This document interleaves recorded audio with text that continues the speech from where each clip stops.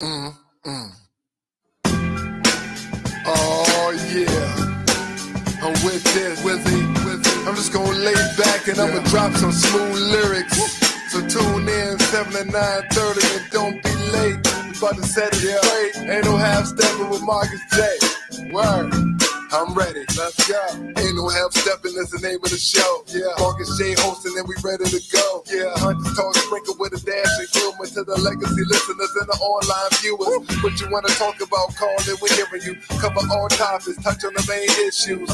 With the flow in this show, bring the heat. The word on the street, Wizard Earl on the beat. We superb in the D, legacy online. 7 to 9:30, please be on time. Ain't no half stepping with Marcus J, my brother. If they can't hang, word to their mother. And he been on this grind for a while. The brother so smart, plus brother got style. Up in Richmond, we on the mission, we full force. And listen up, this Marcus Stage start to talk, running back. And he been on this grind for a while. The brother so smart, plus brother got style. Up in Richmond, we on the mission, we full force. And listen up, this Marcus Stage start to talk.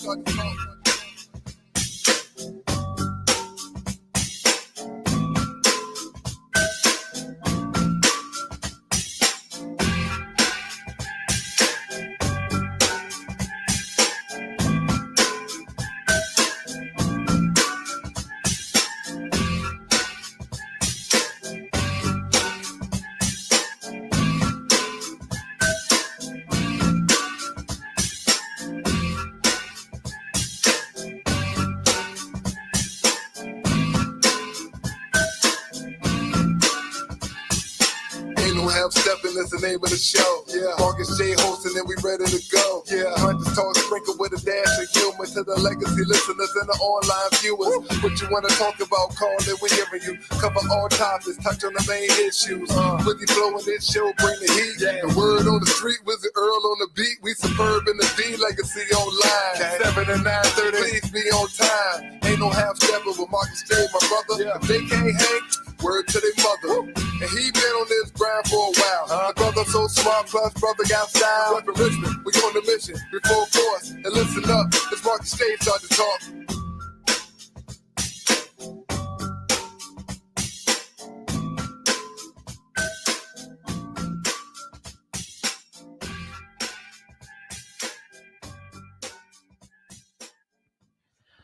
All right, y'all. Ain't no half stepping. Marcus J is live. We in the building, ready to have an outstanding show. It's going to be a good one. It's going to be a big one. We had a question that we asked last week. We're going to talk about that. We got to talk about Ja Morant and what's going on with him. We got to talk about that. We got a Stephasos, we got Green Talk, we got a special guest in the building with us. We got Big Show, and we do it for y'all every single week at this time. It is the flagship show of Legacy Internet Radio. We call this thing here that we do Ain't No Half Step with Marcus J. It's live and it's right now. Yeah.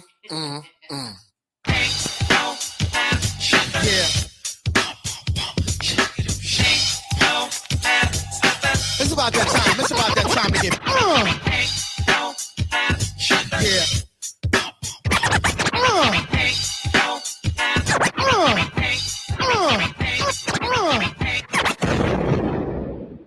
Button your lip, open your ears, strap on your thinking cap.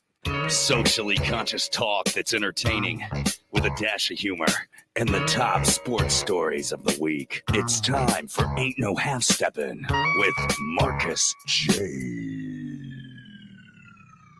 Sellers has Jordan. Jordan with 2 seconds to go. Puts it up and scores at the buzzer. Michael Jordan has won it for Chicago. Manning lobs it. Burris alone. Touchdown, New York. Down goes Frazier. Down goes Frazier. Down goes Frazier. He hits one deep to right center. That ball is out of here. The Yankees win the pennant.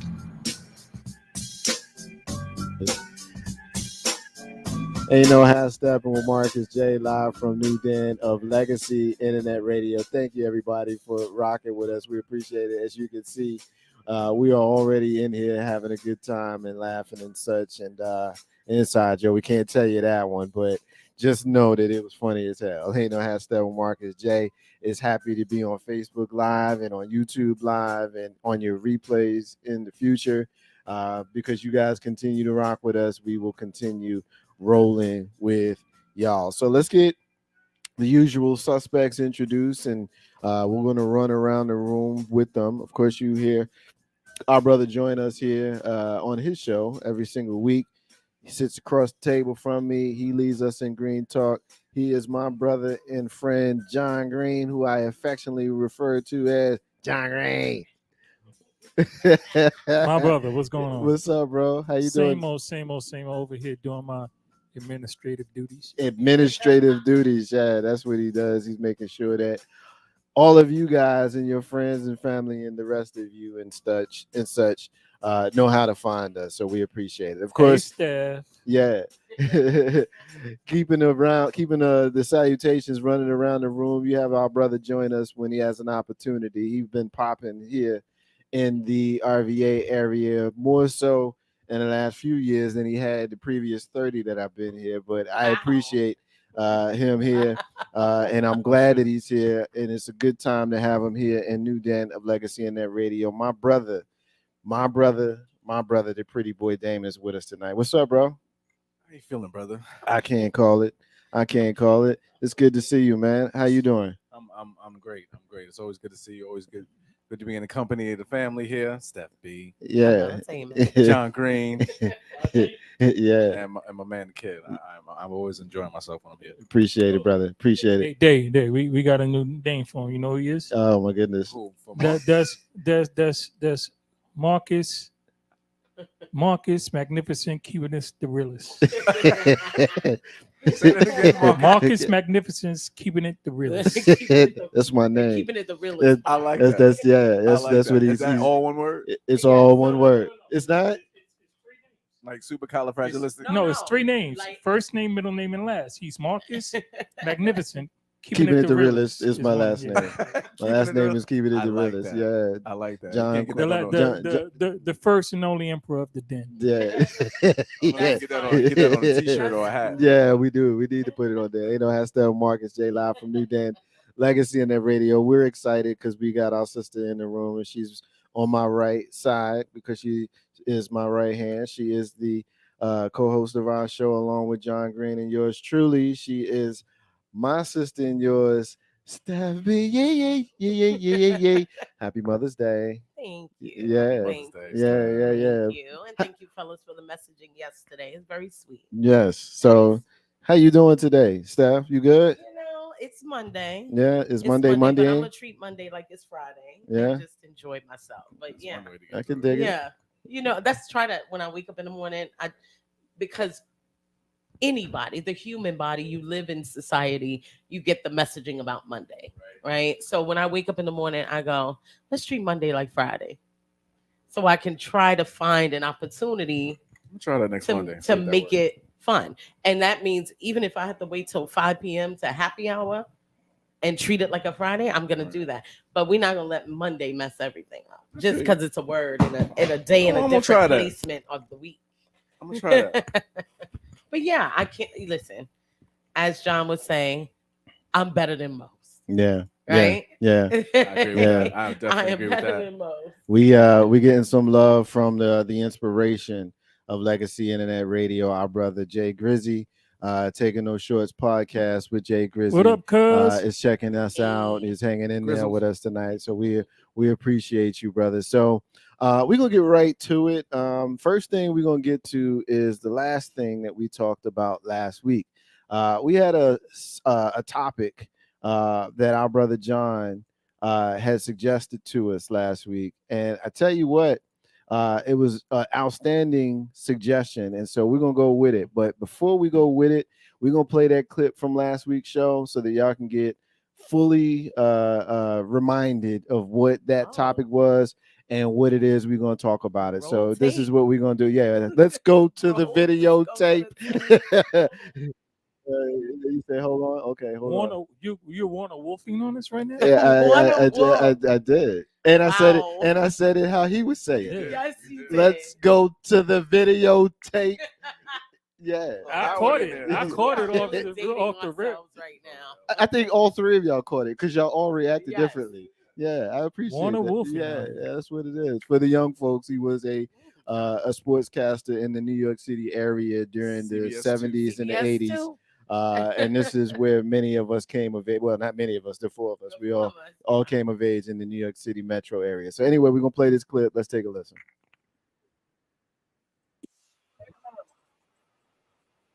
Men and women, what do you love more, the relationship or the other individual?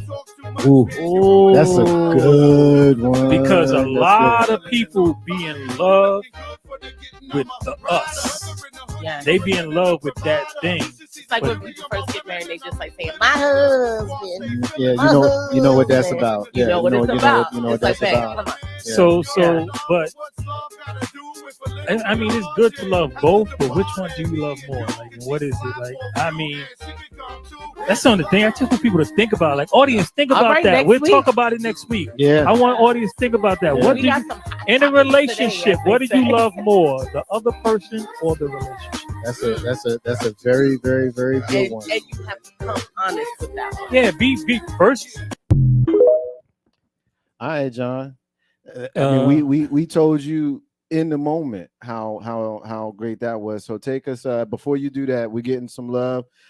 Big Frank wishes us all well. Big Frank, thank you, brother. Thank you, Big Frank. That's my dude. That's your my dude? dude, man. Yeah. And congratulations to the kid. I see the kids doing big things. I see him, and I see you, Frank. Love. Yeah. Frank, Big Frank, appreciate you, brother. Thank you so much for rocking with us. John, take it away, bro. It's one of those things, man. And you really think about it. You think about it in all stages. You don't think about it in the relationship. You really think about it after relationship. When you start thinking about go backs, when backseas, you be like, am I going back for them? Or am I going back for the for what was, you know what I mean? What it was, you know, Yeah. not what it was. Knowing that you're gonna wind up in the same. Yeah. Knowing you're gonna wind up in, then at the same time, it's like, okay, because we was touching on, and we were talking a little bit about, you know, how people, you know, like different things in different parts of a person in the companionship, and we were speaking about work, and because with the other young lady with the won't date a bus driver thing, and listen, that's her option, right? But in a situation like that, that type of thought is what prompted the question in my head, because you can be so in love with a person that doesn't matter, and then you could be so in love with the situation that you and this person create when y'all are together, that the fact that you don't really even like this person doesn't even matter, because you like what happens when the two of you walk in the room together. You like what happens when y'all put your resources together, and you like the way that looks, that what you guys present as a couple, as a relationship, what that represents is far more important to you than the fact that you be like, I can't stand this. Like, you know, at night, you know, and you in the bed, y'all laying there, backs to each other, right? And all y'all thinking about is on Friday when we go to this party, we gonna look sharp. But y'all ain't cuddling, y'all ain't hugging, y'all not talking to each other about your day. You know, there's no, like, there's a thing, right? Men and women, you know, there's a thing, there's a cuddle, and there's something that happens in the cuddle. You do the little pushback, and the guy comes around and he grabs some, you know, the one hand on the, you know how it go. On the titty. Why you looking at me? Because you're a woman. You're the only woman in the room. Looking at me like I got a coach. I wasn't gonna rescue him or nothing either. I was watching him. I'm looking at you for the compliment. Oh no, I'm the only one in here with boobs. So let's just talk about it. So that's this hand on the What's titty. happening? Oh, that was awesome, John. Right. Oh my You know what's God, funny? It's man. because John doesn't have that kind of conversation with me. Yeah. There's Yeah. the brotherhood, the sisterhood. So now he's like, oh, He got a little. nah, go ahead, John. It's not even a. It's not Do even. it. It's a whole woman right It's there. not Yeah. even. Yes. No. And I've been the woman that's like, if you don't get your hands off mine, and then I've been the woman that's like, what's good? Yeah. Okay. So, yeah. but that's the comfortable position of that Yes. Yes. connection. Yes. Yes, it To, is. to get back to the serious right, point. that Yes. connection, Yes. right? Agreed. And you got your side, you got his side and her side, which his side becomes your side as she pushes you to the floor. That is relationship stuff, Yeah. right? But when y'all backs to each other, you're not talking, you're not, all you're thinking about is Steph, he got the BMW, so I'm gonna get the Benz. We're going to this party on Friday, and we're gonna upgrade the kitchen because the people down the block did theirs a month ago and didn't even realize that brown cabinets are a no. So I what don't know. say you, Steph? I think that people people certainly, I'll speak first from a woman's perspective. There are often times where, last week I was joking around with the my husband thing. Some women want to be married for the sake of being able to use those words, right? They, you can tell it's like the minute they're married, it's like constant. It is the thing they lead with. It becomes their identity. So some women want to be married so they have the identity of a wife because what they assume comes along with it. Now, I do think within relationships, there are those moments where things kind of get into those low. And when you really are there for the other person, you come out of that, but you come out of it because both people pull the weight to come out of it. So I won't use the young woman, with the bus driver thing. Let's be real. Most Black women are not dating millionaires. We live in a community of men that are not doing it like that. So it's almost disingenuous to use that as an example because that's not 99% of our experience. 99% of us date below or at our level. Many of us date below.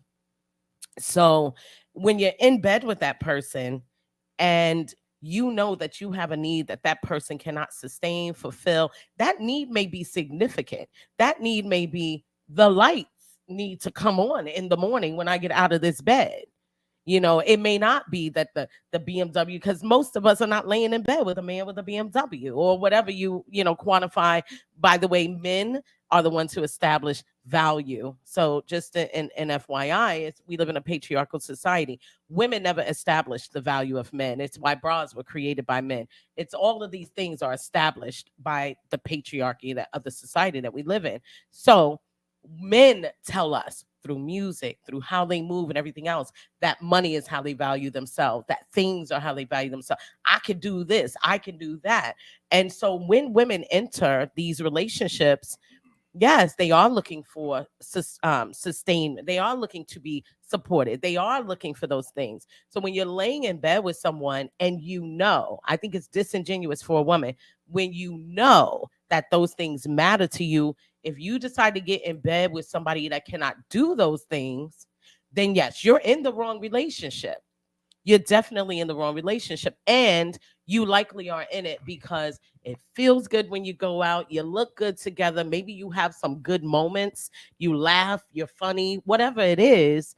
But what's truly important to you, you're overlooking. So yeah, I think there are times where you're in those situations and you don't want to be honest that there's something here that just, it's not going to do it for you. And instead of leaving it, you stay. So more of a thing of when it's looking at the exterior of the home as opposed to the foundation of the home. At the end of the day, basically is what you're talking about when you bring up this type of topic, because at its core, if you're in a relationship, then that person, like you said, you're pulling off of each other to try and build something, as opposed to building something and then not pulling off of each other. You're doing one thing, one person doing one thing, the other person doing another thing, and say again.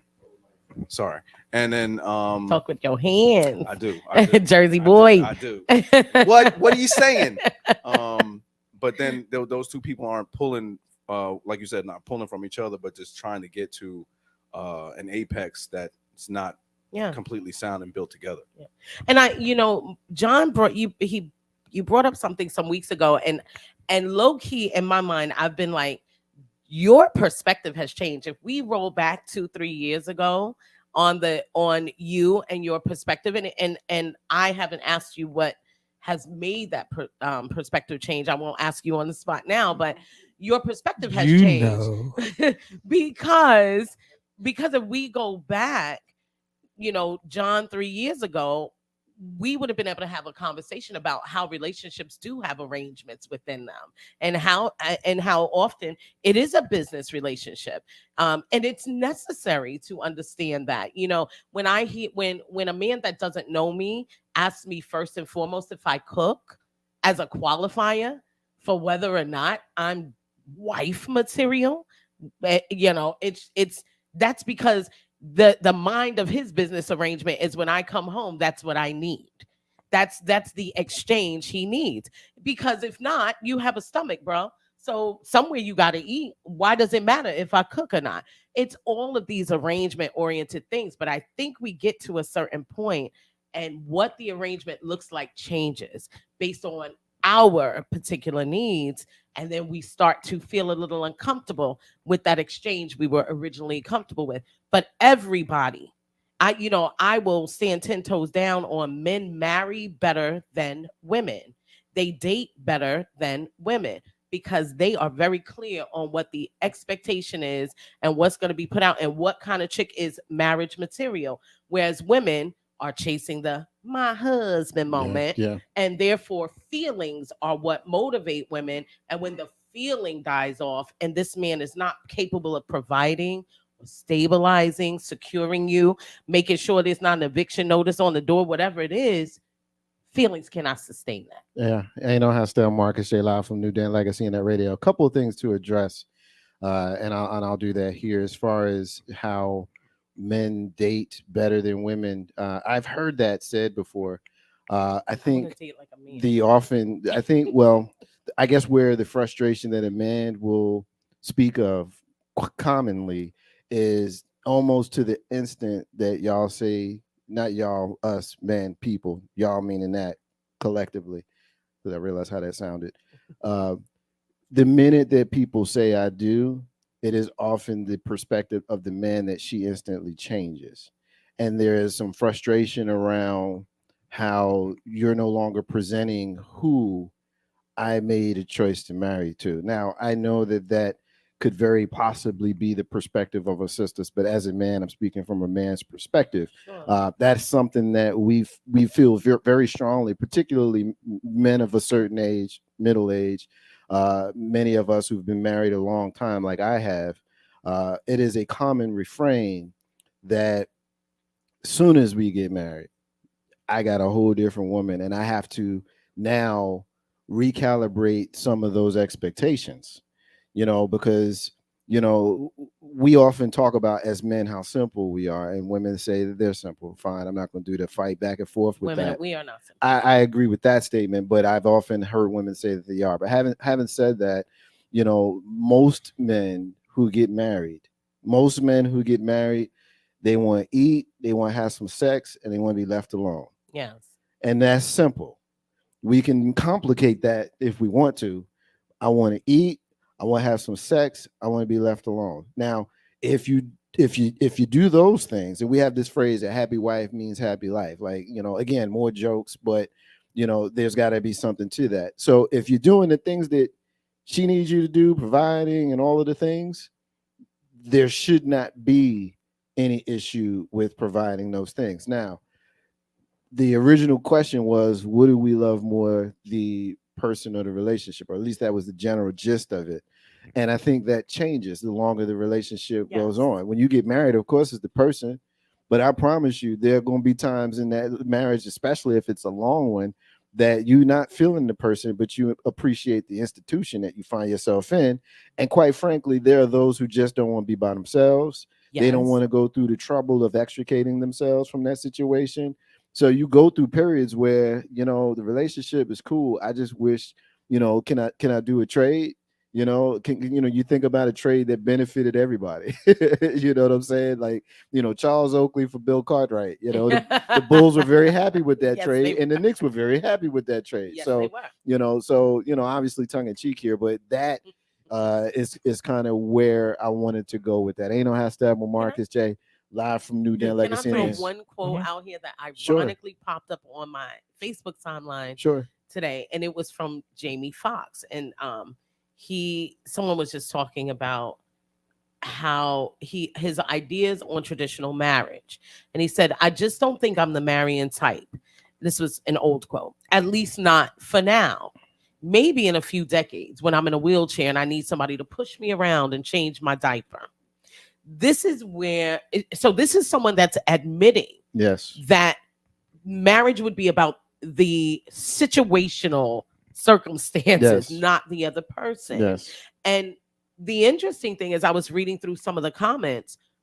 Many men think that like I said, Yeah. they are dating or ultimately get married. Yeah, I've met guys where I meet the wife, but I knew the ex-girlfriend. The ex-girlfriend and the wife are nothing alike, because the wife created some kind of business circumstance that he could understand. Yeah. Feed me, freak me. He understood what he wanted now because he was either there. was getting it from her or he wasn't getting it from And her. it didn't matter that the wife is not prettier than the ex-girlfriend. Yeah. The arrangement Yeah. is there. So most people get into a relation. I think marriage, yes, that ultimate thing is, I love this person and I don't mind looking That's at how this it face. starts. I don't mind looking That's at how this it face. starts. Yeah. Yeah. But it changes very quickly. And I think where women mess up is men know this in their head. And some people like Jamie Foxx will say it out loud. He's a rich man. It's not going to hurt him to say it. Women are still going to show up. Yeah. A poor man, a broke man, an average finance man is going to be smart enough to not really put that out there that, listen, I ain't really wanting to do the marriage thing until I'm in a wheelchair and she got to push me around. But he will say those other things that are important to him, the feed me, the have sex with me element. And I don't think women are honest enough about what it is they're looking for. They are more in love with the relationship, the idea of this person than they really are. Because if you look at a lot of marriages, I know someone that their big thing was, I got to be married before 40. I don't want to be considered an old maid. And I'm like, what is this, 1892? Like, who cares if you're not married before 40? She cared. And she married someone that she was totally incompatible with. It was the situation. It wasn't the human. Right. And you can see that reflected. Now, if she had just been honest and said, I do want to be married because now all the things that really matter are up front, but I want to be provided for. I don't want to have to ask twice for the things that I need and want, so on and so forth. They may not have gotten married because truth is what would have been established up front. Yeah. So I do think women, a lot of times it's, I can make it work. I get to change my title. It's whether they want to admit it or not. You see it all the time. They think it's more respectable to be a wife than the girlfriend. You get a lot of that BS conversation. And so, to John's point, these relationships end up in a space of where it was never really about the person. It was about the circumstance. Men and women definitely look at this differently. But wasn't that this also is hold on a second now. This is one where I think we should spend more time on this. This is one that I think we should recur and come back to because there are a lot of different angles here. And, in the interest of time, I almost feel guilty cutting this piece short. So I'm going to give everybody an opportunity to kind of say their final thoughts on it as we transition and we move along. Damon, you up first. I saw you looking to double dutch in, just real quick, your final thoughts here, and John will share his. I was just thinking about just hearing what the conversation has turned into.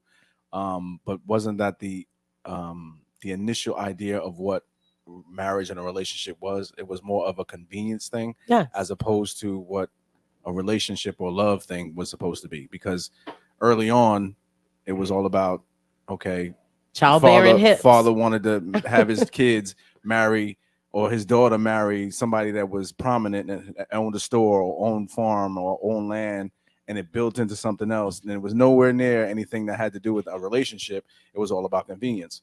And after a period of time, over decades and centuries, you know, that evolved into something else where the idea of what both, I think more so women wanted out of a relationship than what a man wanted out of a relationship, because our mentality was still at the forefront, what I can get from this whole situation. Yeah. Some convenience, like you said, somebody to feed me, somebody to and all that other stuff. Yeah. But for the most part, where it turned into that was something that progressed over time, where I think both individuals started looking for something more than just convenience. Yeah, John, when we first started doing this show years ago, I would often say things like, you know, marriage is a business. You got to sign a paper to get in, you got to sign a paper to get out. And, you know, I would get heat, particularly when Sometimes we were it's doing the terribly Diva bad. Diaries and having our conversations with our sisters. They didn't like that I said. And of course, I would say in the most offensive but Marcus J way, you know, so it was a tongue in cheek, but it was some real shit when I would say it. And I still mean that. You know, like you get married for love when you're young. You get married for practicality when you get older. That's a jewel. That's a life hack for young folks that haven't gotten married yet. John, jump in here. Take your final word here. So I'll say this on it. I still wanted the listeners to give me their opinions about how they felt, but I'll say this on this. We don't really understand marriage or relationships because people make constructs in their own head based on where they are in society. But let's be clear. The only reason for marriage as it exists today is for the purpose of creating family, right? So you have two families with children, right, who want to join the families so that they can grow and prosper. That's how it was in this patriarchal society. That was the whole idea also of women staying at home, because you didn't want to create opportunities for situations for the woman to have, you know, variety and a choice. You know what I mean? Stay in the home, ain't nothing there till the husband get home, and you're gonna be all right, and this is gonna stay how it is. As we evolved as a society and women became far more involved in it and independent and educated and so on and so forth, now it's more about, you know, finding two people who believe that they're compatible and so on and so forth. And now they've changed the institution of marriage into something else, but it still has that business component. I think the biggest problem we have, and I think I mentioned this on the show before, women, the guy that you like, the guy that dates you, your boyfriend, and for a good part, your fiance, is not going to be the same guy that your husband is. Because the minute a man gets married and realizes what he has committed to, right, his whole psyche changes, his priority changes. When it was a time when every time you saw him and every time he saw you, he was presenting himself in his best ability. Every time he saw you, you saw him, he wanted to impress you every single time, right? He got dressed, he shaved, he did all of these great stuff. And you saw this guy every time he's ready for the close-up. And you're like, wow, what a wonderful guy. He's smelling good. He's doing all the stuff that he feels he needs to get you, right? But now you're married, so he got you. He got you so much that you don't even have a name anymore. You're Mrs. whoever his name is, according to the law, right? So now he's like, okay, I got her, but what I got to do to keep her, he doesn't think keeping you takes the same things that it took to get you. He thinks keeping you means making sure the roof is over your head, making sure the food is in the cupboard, but then in taking care of the home, the wife, and the family, men begin to let themselves fall apart. And what happens is that man is no longer attractive. That's not the man. That's not the man you met, lady. That's not the super fly guy. Because you meeting the guy that's under stress, that works, that might miss a shave, that'll fall asleep on the couch with his shirt all untucked and everything, looking roughy and gruff. No, but I'm just not even the hard work. The hard work is relative.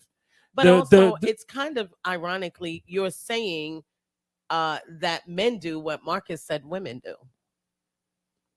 That we change up after so you are women saying don't that no men women. do I the don't same think I don't thing. think women change up as much as they don't prepare themselves for the change.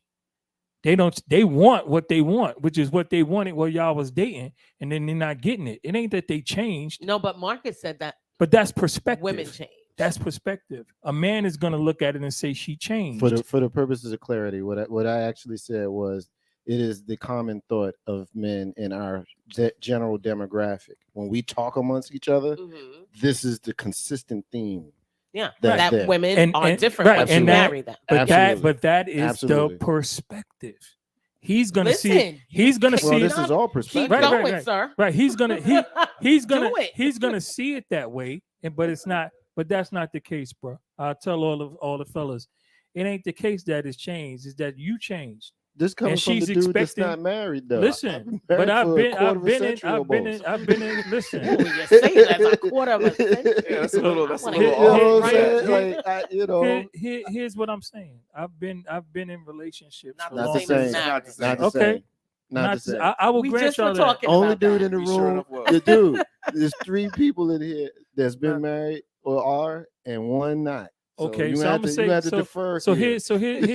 Here's what I'm gonna say. To the left. Here's what I'm gonna say. In my solo position, what I'm saying is this, right? Ladies, you want a husband? No, a husband ain't the boyfriend. They're 2 different things. If you really looking to take your life and move it into another level, do not have the expectation that you have for the boyfriend. See the potential that he's going to change into when he becomes a husband, and recognize that it's not going to be that same polished, ready for the music video guy coming to the door with the new clothes on that you never saw before. And I think that's not happening. First of all, let me get a comment in here from Coach Sean Miz from Twi After Dark, Legacy in that radio alumni. He says, El Capitan, I'm rocking with y'all. That's what he calls me. Great topic. He's saying we got a comment in there from the legal that I'll read on the other side of my comment here. But basically, I think the takeaway is that everybody changes. Men change, women change. I think the key would be change together. And sometimes that does not happen. That's how you have people who start off in it for the person and end up in it for the relationship. There are a lot of reasons why folks hang on, and this morphed into a conversation about marriage, was really about relationships. But I think the key is everybody has a different perspective. We got one and they got one. Now I stand firm on what I said about how I feel about our ladies, because I do feel they change. But I think that it is a fair retort from anybody. In this case, it ended up being from my brother. And I agree that, it is likely that we change as well. And their perspective on how we perform in those relationships are very valid. And I appreciate you making the point. Ain't no how Steppin, Marcus J, live from NewDen, Legacy, Internet Radio. All right, so the Legal is jumping in, and she's got a comment here. She says, okay, you have to see that marriage was more about property, not necessarily create a family. It was about keeping property and being able to own property and keeping it together. While I agree with that, I don't think we should negate the point about the procreation, because who is going to have that property if you're not having babies? Damon, jump in here and make your point. Yeah, on just to piggyback off what you just said with that, I think also it's more of a thing of growing together. Because I think if you're in a relationship with somebody that has the same, not necessarily the same ideas that you might have, but that have the same mind frame or mindset as far as growing together, I think that's something that makes a relationship a lot more prosperous than if you didn't. You see what I'm saying? Because let that person be your sunshine, and let you be that sunshine for that person, and let them be the water. Yeah. Let that person be the earth, and then that other person be the sunshine. That's the equally yoked thing. Right. And you know what? You said something about the fact that I have the solo thing here. And I'm gonna tell y'all something.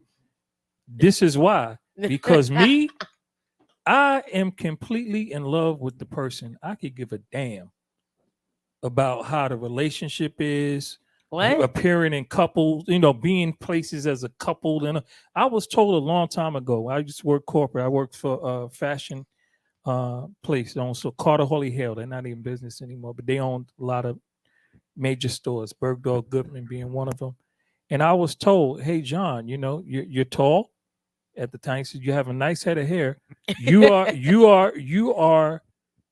on the track to be somebody in corporate, right? He says what you need to do is find a very pretty woman and get married, because single men don't move in corporate. You need a wife to bring her to the functions and so on. Not about my education, not about a degree, not about anything, about the fact that I was tall and had hair. Yeah. That they said I could be corporate, but I never cared about relations. I like to be with a person. When I'm with them, I feel good. Like something in me, the energy in me changes when I'm around them. I want to be with a person that is appreciative of who I am, period. Not about money I make or whatever, or have, or whatever I do. Just when in my presence, the way I feel when I'm in their presence is the way they feel when I'm in their presence. Like just being around this person makes me feel warm and So you happy. for the person, not the relationship. Hell yeah, that's me. And That's my answer to the and question. that's- Answer to and your that's- question. Stay here in this cold, dark room That's- together with no lights, but I love That's you, fair. baby. But But listen, so again, we have to Ooh, understand. how No, does a hold on. we man got to In understand. the squeeze a interest of man? time, Steph, we gotta understand. hold on, folks. In the interest of time, I need us to wrap up. All right, I'm gonna So just say this. I need us to move I on. keep Yeah. saying last Yeah, I I need us to opened it. move Let on. me close it. I always say this stuff. Certain things we have to understand are a absolute. You have to be given. It has to be a given. Say we're gonna play basketball. We ain't got no ball. Nah, listen. If you're two adult people in a relationship, you have to assume that each person is independently capable of taking care of themselves. Coach, And if they're independently capable of taking care of themselves, you're not gonna be in the room in the dark. Nah, we got this you. person got money, you got money, y'all both got money. Y'all can take care of yourselves. Let's shift. Ain't no hashtag Marcus J live from NewDen Legacy Editor Radio. If we didn't have other stuff on the agenda, I would stay here. But y'all gotta take my cues when I'm ready to shift. Not ready just yet. Okay. We got a couple of quick points from social media. Coach Miz is agreeing with you. By the way, John, he says very good point. Our sister Legacy in that radio guest from back in the den, Sheila Soul Care Battle, and in the battle station. I remember when you guys came through the den. Wonderful couple, and we're so blessed to have you joining us tonight. Miss Sheila says a healthy marriage relationship is a beautiful thing, and so I think there's some cynicism certainly on my part and perhaps on the part of the crew, but I love the topic and I love the direction that we all went on in it. But unfortunately, interest of time, we do need to shift. So this is the moment now. I'm actually ready to be really corny and say my corny phrase. So can you guys help me get to my corny space, John? Can you help me, Steph? Can you help me? Let us move on. Have Steppin with Marcus J live from NewDen Legacy in that radio. All right, so we're gonna jump into Steph episodes here. It's the time of year, and I think the topic that we'll have here, you'll understand what I mean when I say it's that time of year. So Steph, jump in here. Let us get into a segment called Stephisodes. Yeah. So I have been watching all of the graduation photos this week. I love the TikTok stories, like the mascot graduating and unveiling themselves. I mean, there's all kinds of great things that are going on. We saw Joe Biden speaking at Howard and so on and so forth. And, I think what I have been wondering, I used to work in the college system, and it often was pretty clear that while parents give a lot of push about the expectation to get education, most college students do not have a realistic perspective of applying their degree, of critically thinking about what they want to do next. It is very mostly pragmatic. Parents want them to, get a job. That's the thing, get a job. And really the conversation about who you're going to be and where you're going to go for me as a parent started around sophomore year of high school for my children, where I was really identifying, are you the type of person that belongs in college? How do you process? Do you think critically? I really stepped out of certain educational spaces for my kids right around that time, acknowledging that they needed to learn how to make appointments with their guidance counselor, have conversations on their own, understand how to pick their classes, because that's what's going to happen in college. And then when they get to college and they're doing those things, I think a lot of times because kids are out of our reach, they're on campus most of the time, where we are, in state or out of state.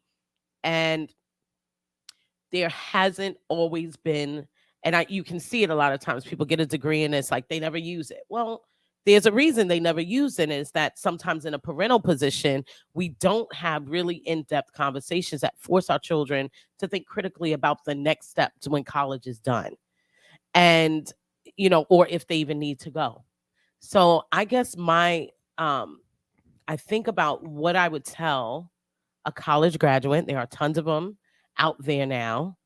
What solid piece of advice would I give a college graduate? And I know Damon, congratulations, has seen his son walk the stage this past weekend. Just this past Saturday. Yes, I saw the pictures. It was very nice. It's nice. You feel that thing. It is one of those things where you have a relationship with college. And a lot of it is just to be there and to get it done. But I was looking at some things statistically about how Black college graduates end up with this extensive college debt. And the reason that it goes 40% longer into their adulthood than any other race of people. And a lot of it is that element of having real conversations with our children about what they're going to do, who they want to be, how to apply it, how to network. All of the things that college truthfully does not teach you. They really don't engage in that. So I would put it to the room. What is the piece of advice, starting with you, Damon, that you would give a college graduate before they even walk the stage? What is it that you would tell them about this next phase and managing themselves in a way that they're ultimately successful? I think one of the things that you look forward to is letting them know or instilling in them to try and do something or find something that brings them some sort of joy or some sort of happiness or some or in this day and age, you want them to find something that's going to be lucrative for their future, and you also want to let them pick that on their own or actually find their own flow for that. But at the end of the day, I think finding something or selecting something that's going to make them happy or fulfill them, to where if they're going to go to a 4-year school or even go to a 4-year school and then get a master's degree, to do something that's going to bring them some sort of enjoyment down the road, not just the next 4 years or 5 years, but 10 years down the road or 20 years down the road, when you're doing it and you've excelled in that field, whatever that might be. With my son, shout out to you, Masai, for graduating. Love the name. Masai's beautiful name. His mom picked it out.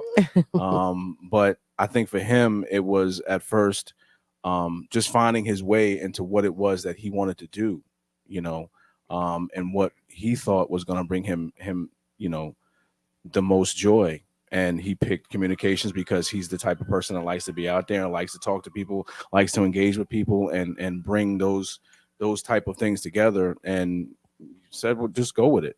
Just go with what it is that you feel as though can bring you, success and happiness in your lane, and enjoy that at the end of the day. I'll say this. I'll say this to the question. Well, to the topic. Wonderful topic, Steph. Thank you. I'll say this to the question. Education in this country is, for the most part, is a joke. K through 12 is completely antiquated. You kind of have to do 4 years, kind of have to. But they did, as far as finding something that you want to do, that's why they got grad school and why they have, certifications in different disciplines. For a year, your bachelor's degree lets people know that you have the ability to commit to something and complete tasks and do things in a timely fashion and just be a reasonable, responsible adult, right? It's an assumption that you spent some time away from home without the care of your parents in the formative years of your life while your brain was fully developing, and you were able to complete the task put before you without, hurting yourself or some other people, right? So now you're a young adult, and your brain is gonna really finish developing. You're gonna get into something, and now you got to find out what it is that you excel at. What is it that you're going to want to do? The problem is, especially in our community, in the Black community, so much more emphasis is put on money than what people want to do, right? Nobody ever really asks kids, like, what do you want to do? They say, oh, this makes money, and this makes money, and that makes money, and this makes money, and that. They don't say, what do you like to do? What do you want to do? I would say to somebody graduating from college, either this year or next year or in the next 2 years or so, start spending some time thinking about what it is that you want to do, and then figure out how to get paid doing it. But don't worry about what the big money salaries are, right? Cybersecurity is paying through the roof. Different type of ITs paying through the roof. And you don't even necessarily need a college degree for those fields. You need certifications, but a college degree helps because it takes your resume and moves it out of one pile into a smaller pile, right? Just because you have a degree. Because again, it lets people know that you're able to complete a task and do things timely. But I think concentration needs to be more about what makes people happy. Like what will get you out of bed besides a check, right? What's going to get you to where you need to go to do what it is you need to do besides the money? Because I'm gonna tell you, industry, the way our society is evolving, the way things are changing with AI, with robots, and what do they call those things? Physical printers. They call it something else, but I 3D can't. printers. 3D printers, right? That are building houses out of concrete in a couple of hours, right? You got to really get in touch with yourself and find out what it is that you love to do, and then worry about making money doing it. And parents, you got to be there for your kids. It's not like when I was growing up. I was like, my mother told me, she's like, listen, I don't know what you're gonna do, but you're gonna do something, because you're not gonna be grown in this house. That doesn't fly anymore, right? I often speak about self-actualization. Parents, we need to make that a reality for our children. And you young people graduating and you're gonna, maybe go out and start a family, look into that. Understand what self-actualization is and be in a position to help your children be able to achieve that so they can be the best of who they intend to be. Ain't no hashtag Marcus J live from NewDen Legacy Internet Radio. She said good morning.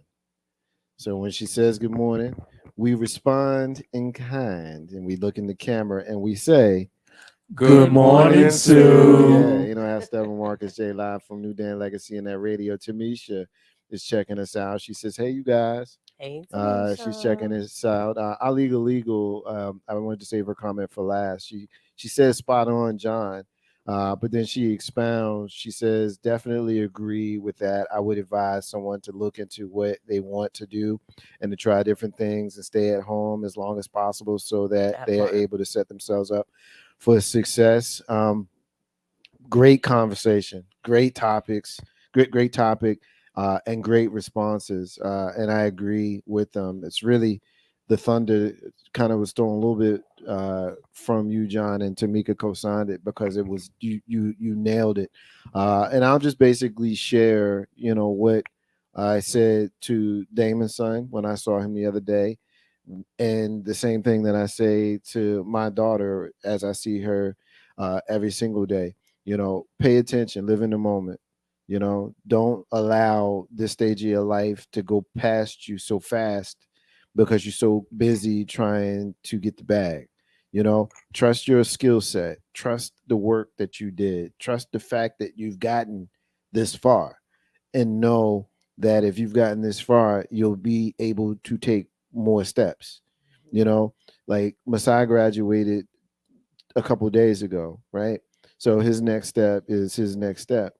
I talked to Mama today right before I came in here, and Damon, by the way, she wanted me to make sure that I told you that she got an A in her anatomy test, which gave her the A for the semester that she was hoping to get a B, and she ended up with an A. And she knew that she wouldn't see you before, so she wanted me to make sure. So I guess I told you about as publicly as possible, and thank you. Congrats, Mama J. Way to go. And thank you to you, John. But the advice that I gave her in the moment was savor that, like live in that. Don't be so caught up in the next task that you don't absorb and appreciate the accomplishment in what you just did. Celebrate that success. That success, because it'll help you and it'll help the hunger towards the next thing. Whereas if you don't take any time to appreciate, that's one thing that I'll tell you, we often don't like to give ourselves credit. I'm going to give myself credit because that's something that I stay in that space. I'm often in that space. If those folks who know me and love me always tell me that I tell the same stories over and over and over again. And, I guess I do. I do. It was Sicily, 1942.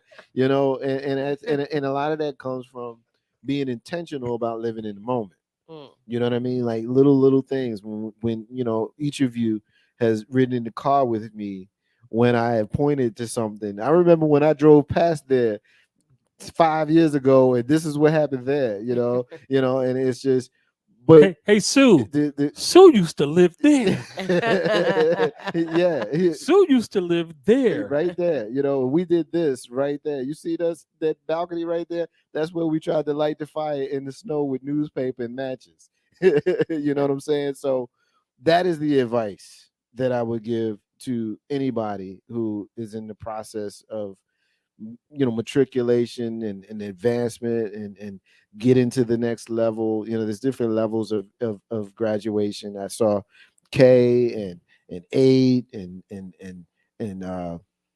high school. I saw a friend of mine who was graduating with a associate's degree, a 2-year college degree, and I think often we don't give the credit that deserves because we are so caught up in a high school graduation and a college graduation that we forget that there's a degree in the middle, in between it, and those folks deserve, that will help you be employable. Absolutely, those folks deserve the same kudos. That every other graduation gets. Ain't no hashtag Marcus J live from NewDen Legacy and Radio. A couple of comments, and Tamisha's got the laughing face at me. Coach Miz says great show tonight. Sue says nice, but then she says he tells me, John, just like I didn't know. Like you used to live right there. Hashtag Marcus J live from NewDen Legacy and that radio staff. Jump in here and talk to us. Your thoughts on the topic you brought before us. So I have a daughter who mid college career came to me and was like, I need a break from this. I'm not sure this is what I want to be doing. And being a coach and having worked in career services departments of universities in my early career, I was quite prepared for that. It didn't scare me because I think that one of the things I always tried to push with my own children was critical thinking from a very young age, how to see things. And now, thankfully, she's up in Jersey. She goes to college. She works full time. And she's a more mature iteration of what she was when she was at VCU. But I would give what I gave her, and what I would even give graduates, is the thing I told her first and foremost is she's someone that is geared toward the next steps. Always like, I'm going to get my master's. The first thing I tell people is use the bachelor's first. You're not going to be quite sure that this master's is the one you want. So spend time with yourself as a bachelor graduate, understanding who you are, what interests you, yes, what makes you happy, certainly, before you spend money on the master's degree. Because you can get a master's and not want to use it, just like you can get a bachelor's and not want to use it. It's a lot of financial commitment to make, and you really don't want to see people doing that. So I was tell the people that I work with in coaching that to give yourself a solid year of employment post bachelor degree to determine, unless you are in a field where it's absolutely necessary, to determine if you want to go beyond that, because you may not want the one that you take immediately after graduating. You don't know enough. The other thing I tell people, and I tell them this while they're in college, the thing that's going to set you apart is you and your work ethic. It's going to be you and how you understand things. So I always push my daughter that when you're in class, everyone will tell you, you learn this information, you never use it again, right? You'll hear a lot of that unless you're in a very specialized field or unless it's just the basics. But you don't necessarily fully apply those things on a regular basis. What you do apply when you go into the workspace is how you process how other people engage with you, how you process management, which is what your professor is in your classroom, how you process your reaction to working with other people. My daughter does not like a team project. It's important that she acknowledge that now, because understanding that while in college, those are the things that will make a major difference when you graduate. Is while you're going through the process of college, is understanding how you process humanity, the things they are not teaching you. When you're in the classroom and the teacher is challenging you, how do you react to that? Because you are going to have a boss similar to this teacher one day.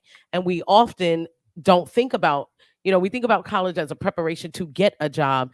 College is really a preparation for how to maintain yourself in a space of your livelihood, in your space of where you work. It's not so much, let me just pick where I work. It's when one of my coworkers doesn't turn something in on time, and it's something we all have to work with. I know I experienced that in college. Let me go back to that moment. It is understanding how to critically think through things. So I really challenge, while my daughter's in there, I'm always like, when she complains about something a professor does or how they process, well, they just throw it up on the board, and then you got to go in 3 days later and you find out, oh, there goes the assignment. I'm like, it's important to know you're going to have a boss like that. So how do you react to that? You're going to have someone that's personality is one you cannot stand, and you got assigned as roommates together. How will you react when you can't fire your coworker, but you got to work with them? I think for our children in our community, because most of the time they're going to go into workspaces that are not reflective of us culturally, that are not respectful of us, that often exclude us or make it very difficult. College is the perfect opportunity. And if you graduated this week, go back, think about your difficult professor. Think about where you worked yourself through a problem. Think about that moment you didn't call home, but you figured it out. Think about the moment you called home and dad gave you good advice. Those are the things that really help you survive in a workplace, but more importantly, they help you to thrive. And the third thing I would say is, if you recently graduated, it is really important to identify what you bring to the table. This is the one area where I'm like, what you bring to the table matters. I always felt like my intellectual property is what made me. The job didn't give me this. This is how I came. I came packaged as a thinker. I wanted to understand people better. It made me really solid in a sales space, and no job could say they gave that to me. They gave me an opportunity to flex it, to expand it, and to develop it, but I came with it.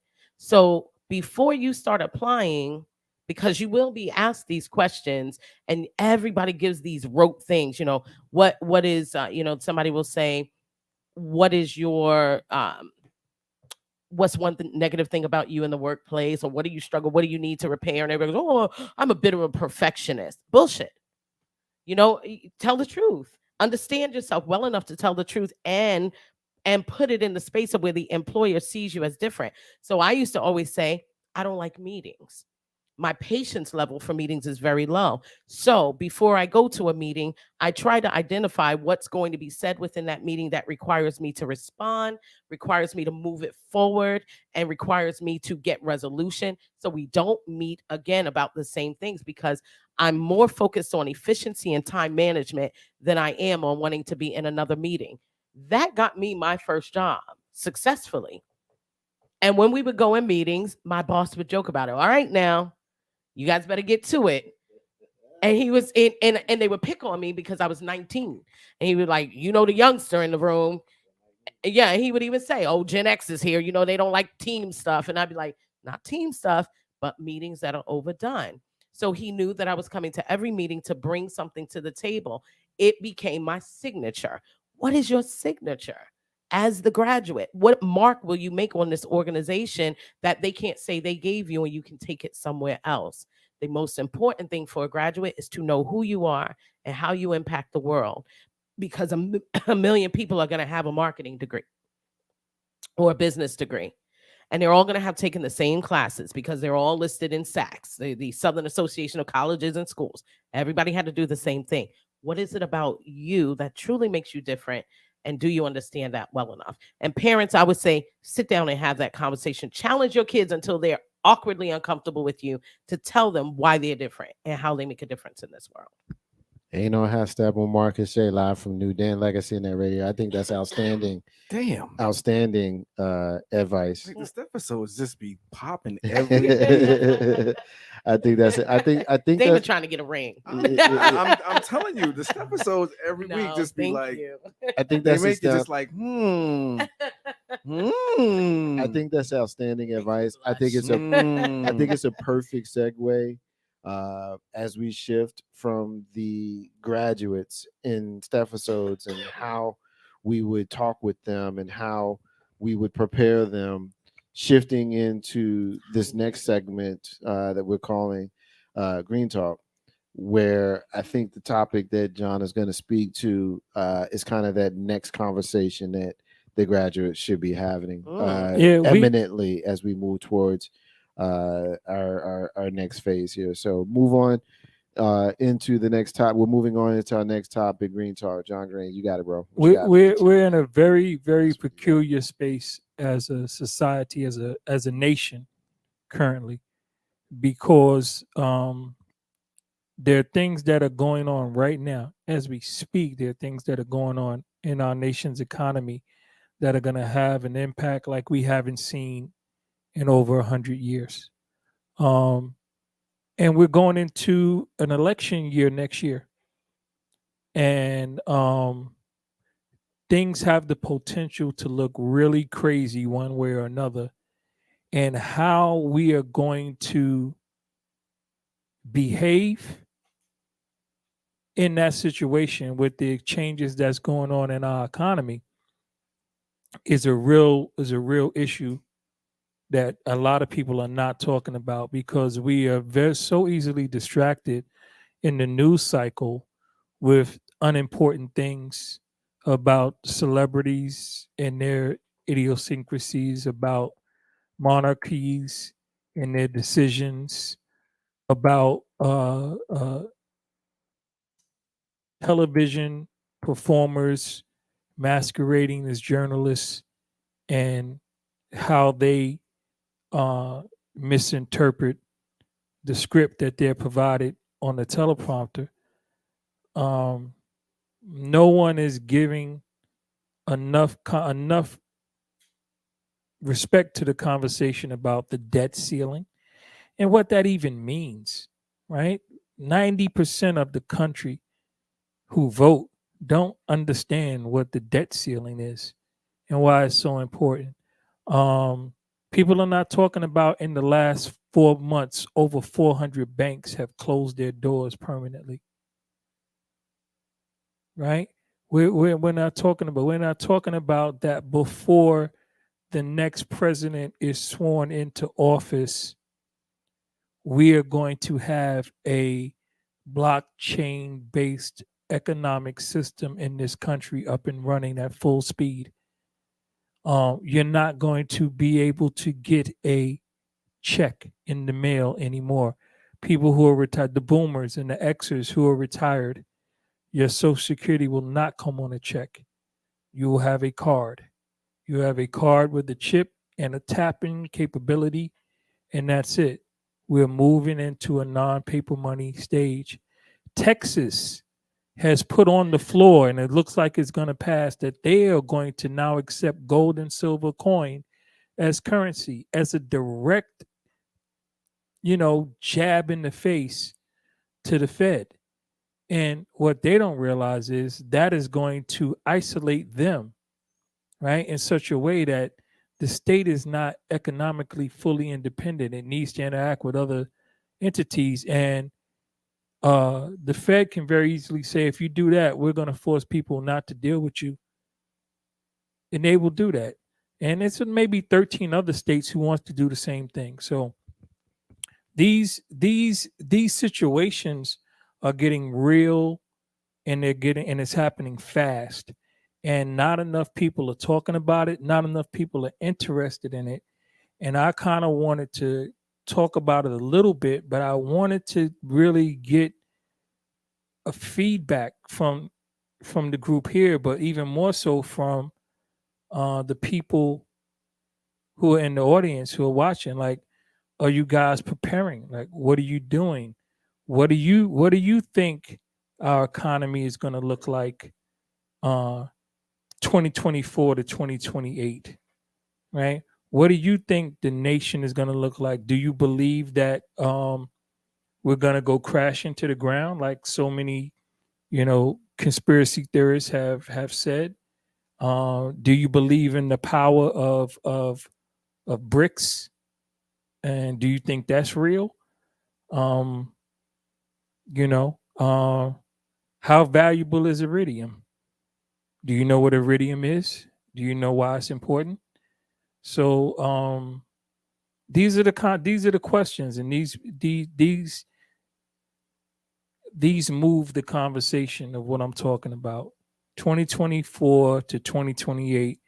Marcus, what do you think the economy is going to look like in this nation? Well, I guess the first thing I would think about is how it's been the last couple of years, and that is what I use.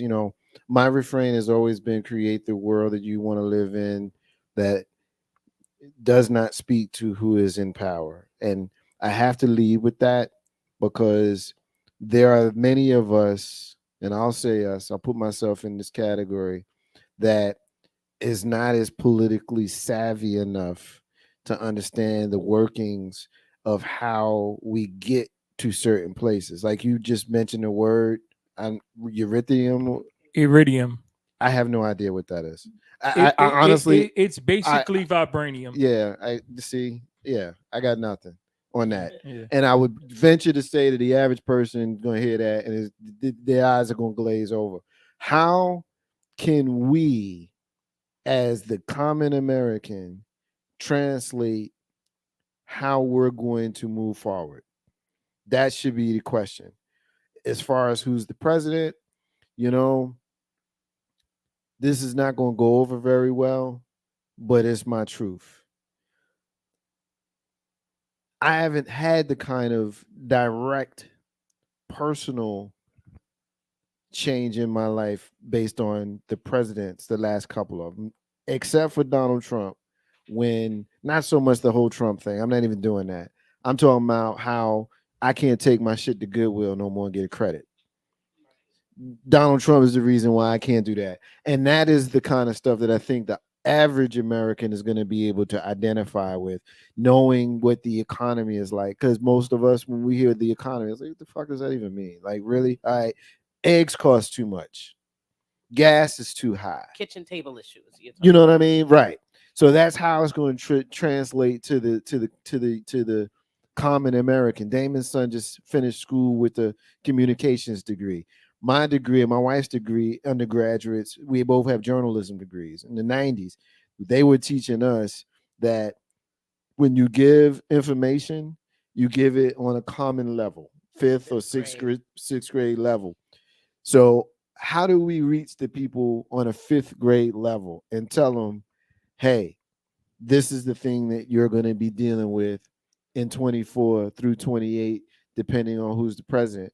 And there are ways that you can trigger that. For example, if Joe Biden is reelected, if he's fortunate enough to live out that term, you're going to have an 86-year-old president in 2028. Who, you know, the phrase that we like to use, nobody wants that, but that's a slang term. Nobody wants that, but really, nobody wants that. Who wants an 86-year-old president? And what decisions based on my money is he going to be making that are viable? You know, if a Republican is the president, Ron DeSantis, Donald Trump, Asa Hutchinson, others, what does that mean for us? If we can break it down on a fifth or sixth grade level with kitchen table issues, like you said, it'd be a lot more palpable and easier for us to kind of move together. Steph, what say you? I like where you took it, how you're answering it, because one of the most valuable tools for the quote unquote elite is to make information unreachable, unintelligible, outside of the mind of the common man. And that didn't occur until the last 30, 40 years. That wasn't the way it was. You know, it's funny, people will talk about the founding fathers, which I rarely mention because I don't want to talk about a bunch of guys who would have been amazed by a toaster. You know, they were making rules, and these days most of us would be intellectually less astounded by them because of how far we've progressed. But one of the things that if you look at the Constitution, it's written in the language of that time.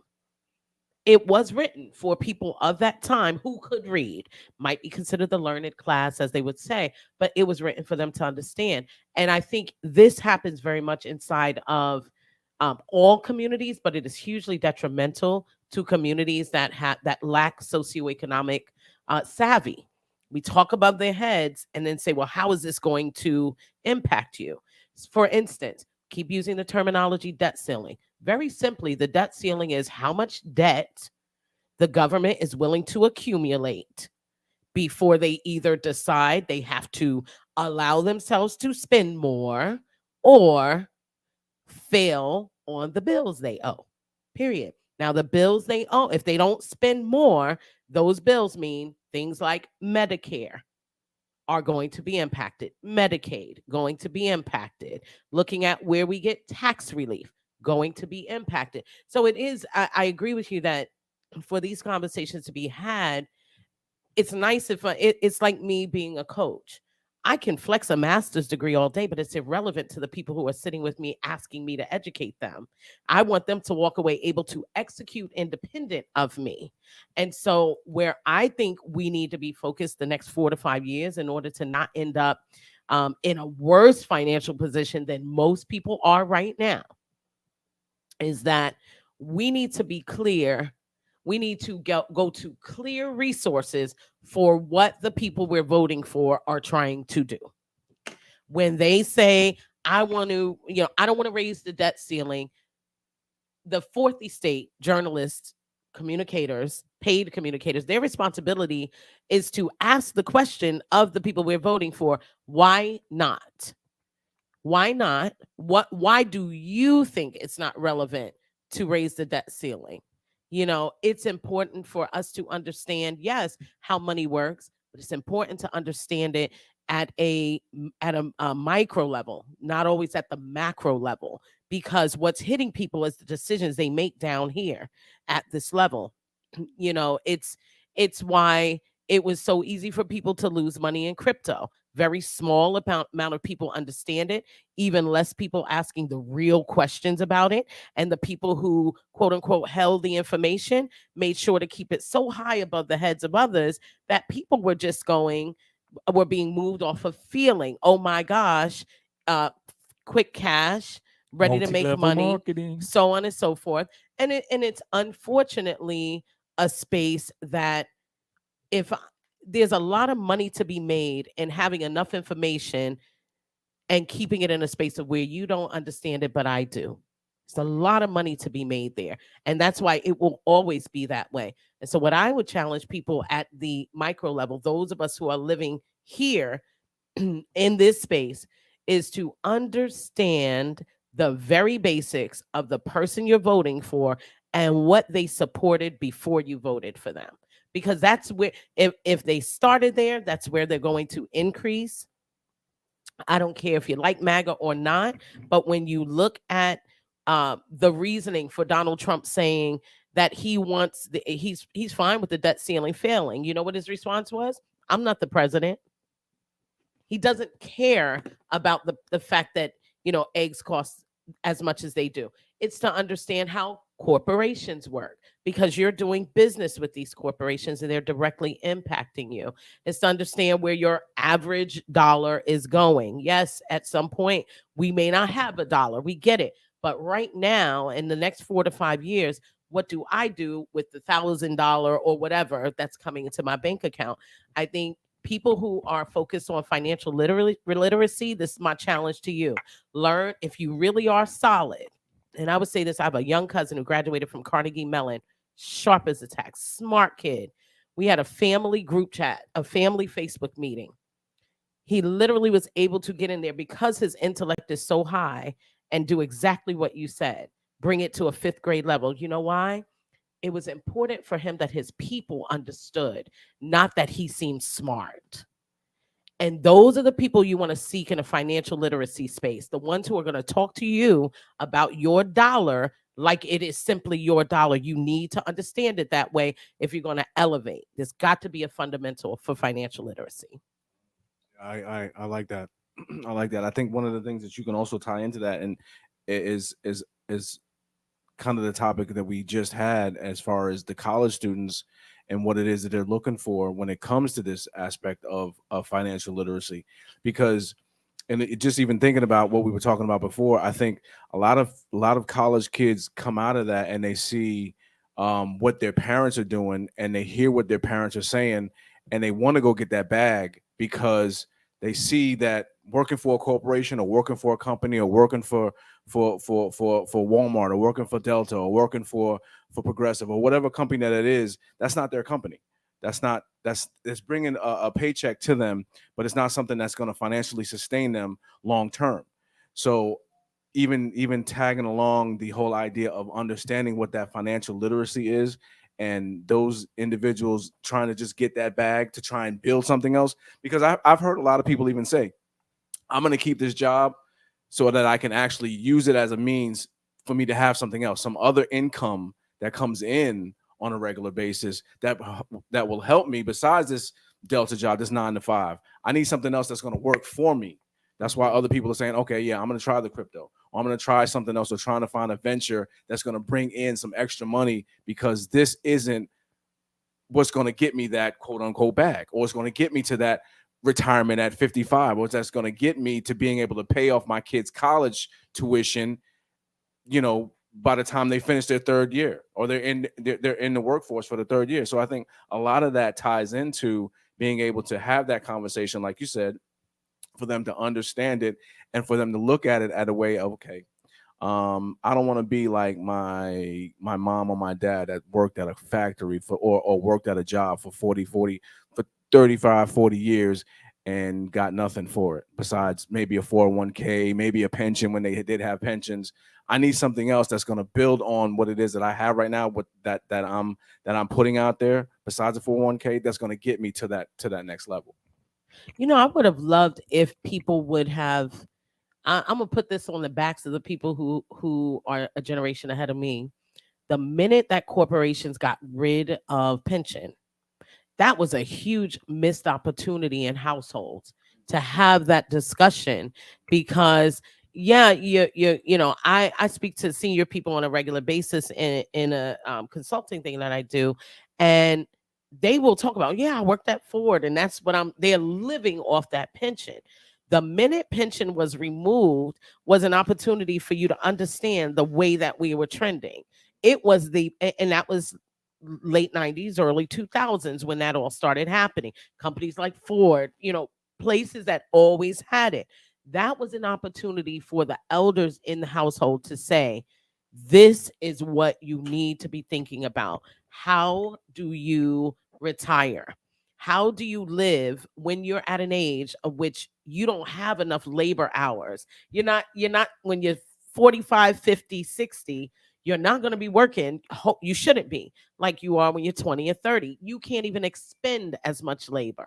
You can't even do as much. So what are you doing in your 20s and your 30s to solidify you? And that's why I say the financial literacy. I've seen a few on TikTok where the way they talk about money, the impact of money, the value of money, and how the government views money is so clear that a 20-something or 30-something-year-old could naturally get it and go, okay, I need to be looking at how to protect myself.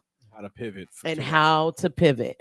Because when pension went away, no one talked about what that meant about the state of the American society, and also then why your politicians changed how they voted, because now they know that what they do in regard to the stock market and everything else and how they move things for them has a very direct impact on you that the company is not going to solidify you from. That 401k is what it is, right? So I really would love to see people do that more. As someone in my 40s, I wish someone had the conversation with me about what my labor looks like at 20 and 30 versus what I should want it to be at 40s and 50s. And I think there's ample opportunity for that now. Evolves into what it evolves into. So what I want to do is I want to go around the room and address everything, but in the reverse order. The problem with communication, even on social media, and there are a lot of good people on different platforms giving some good information, but for everyone giving some good information, about 6 or 7 that give horrible information, and they talk out the side of their neck. Money is an idea more than it is a thing, and this is why we're moving away from paper money. It's about value. And the way that value is set up in this country is based on need or overall utilization, which doesn't necessarily mean need. It's just what people are willing to do, right? This is why advertisement is pandered towards Black folk, because we are willing to spend much more for what we want and need than other people are. And this is why the wealth gap is so large. I had some numbers, and I'll share them. I'll put them up on the Facebook. I'll put a feed on the Facebook of Legacy Internet Radio, so you guys could check it out, showing what the different races in America and what the net worth of the family is now. It's unbelievable. People need to really get into that. And the problem is most people, y'all, most 95% of y'all, right, are not going to own your own businesses. I'm sorry. You're not business people, right? Most people work. Most people go to a job. They do 35, 40 hours a week, maybe a little overtime if they're lucky. And that's how they support themselves and their families. The trick to it is, what you need to do, and I'm trying to keep it as basic as possible, is understand the difference between having money for something and being able to afford something. I did a whole segment on that. Also know the difference between gross and net. Your gross is what they say you make a year. The net is what you take home. What do you bring home every month? Forget about the tax return. Forget about the taxes. Forget about what you put into the 401k with the matching dollars from the company. Forget about all that. What do you bring in the door with the paycheck? Because that's the number you got to work on, right? And I tell people all the time, from that number, right, from that monthly number, you need to be able to save 10% of the gross, not the net, right? Then you need to be able to divide that number by 4 and be able to cover your most expensive monthly thing, which is your rent or your mortgage, or a third at best, at most. And then the rest of your bills cannot be combined, cannot be higher than your rent or your mortgage. Otherwise, you're going to fail financially in this country. The problem is most people live well above their means. Well above their means. And it impacts the black community much more because we don't get anything passed down but debt. Right? When they had the land rush, when they had the GI Bill, when they had all these other things that black people were isolated from, right? People were able to pass down houses, lands, monies to their people. And when we established our own communities, they made sure to burn, rape, kill, and destroy those communities that we couldn't pass it down again. Right? So now we're stuck in a situation where everything that everybody makes, all they do is spend it in their lifetime, and it proceeds so on and so on generationally. We have no generational wealth. But all of these economic practices, I tell people all the time, I used to charge, as a financial consultant. I don't even charge. I'm easy to find. Find me, call me, talk to me. I will get it done. I will help you get it done. Now, as far as some of the other stuff, we want to have a kitchen table conversation, but the kitchen table is no longer exist. People don't sit down. Families don't sit down at the dinner table and discuss their days. That day is gone. It's past us. So saying that we want to have those kind of things is not. I don't think the president does the fireside chat anymore, and none of that. All that's gone. That's over. People need to. We're in the communication age. You got a phone. You got this big computer on your side. It's for more than taking pictures and posting videos. You can access whatever information you need in an instant. Educate yourself, right? The language has changed. You said it yourself, Steph. We don't talk like that anymore.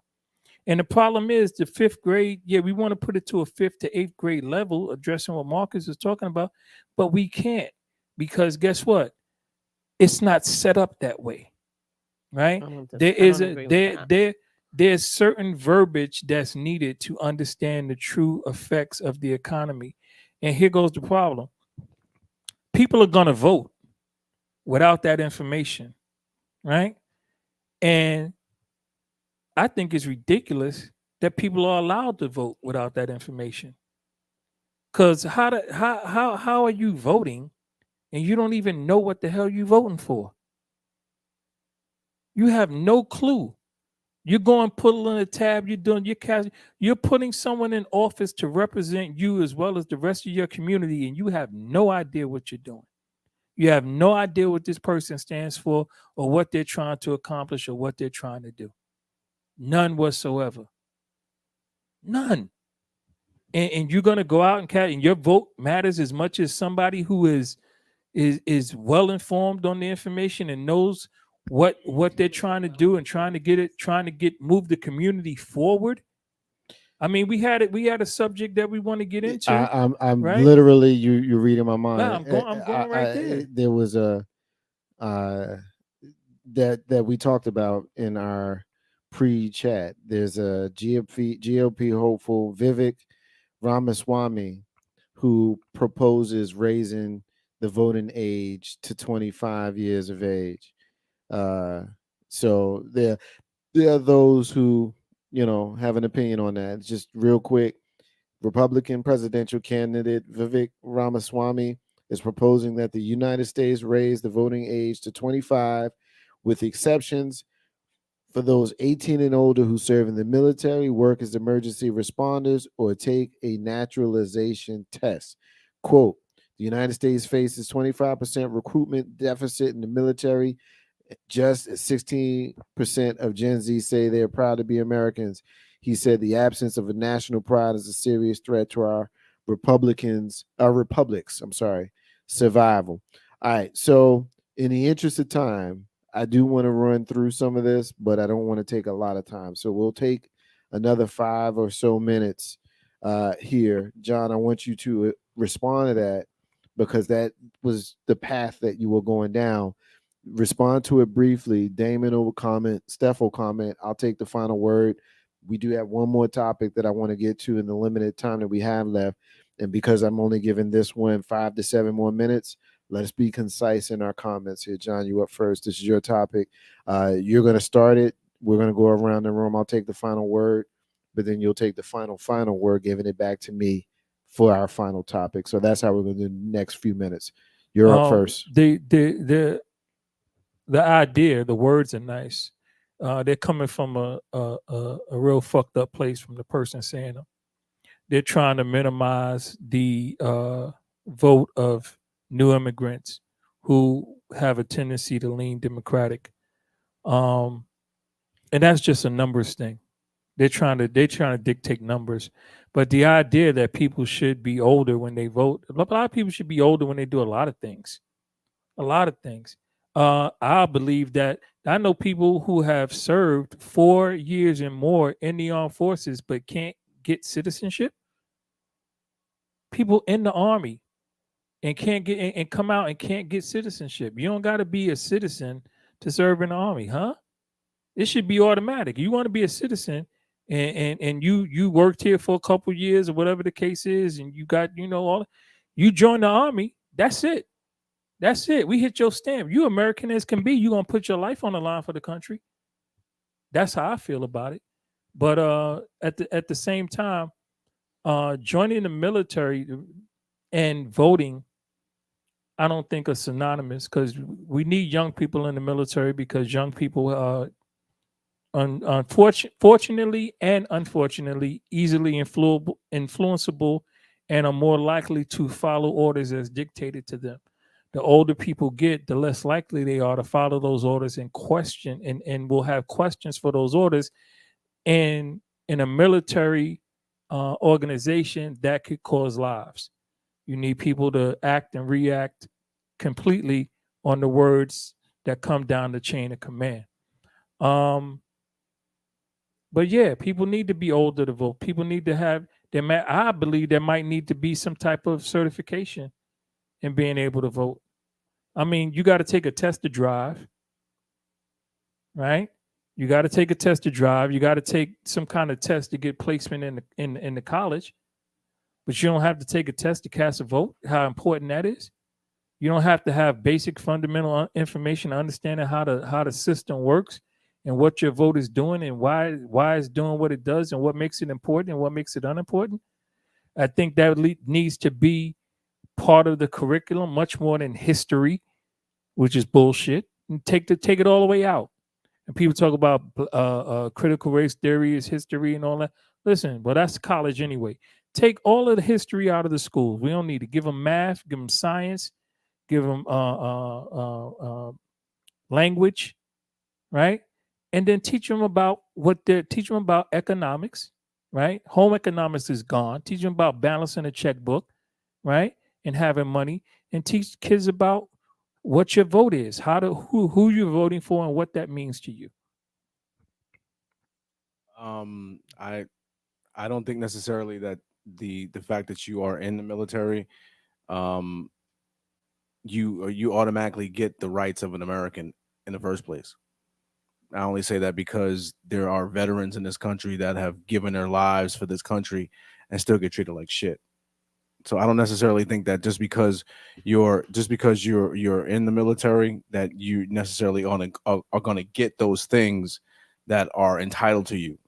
That's why I think that if you are a citizen of this country and you hit the age of 18, you should have the right to vote on however level you feel you should vote. Because there are a lot of people that are voting because, oh, well, he's white, or he's black, or she's a woman, or because she likes what I like, or he likes what I like. A lot of people are voting that way, and a lot of people aren't versed in what that particular person or person that they might be voting for stands for, or they might not be fully behind that person and what that person's viewpoint is, but it might be one or two sticking points that says, you know what, that person is mentioning something or talking about something that is near and dear to my heart, or near and dear to my family, or near and dear to my future, that gets it to a point where, okay, I'm going to support that person.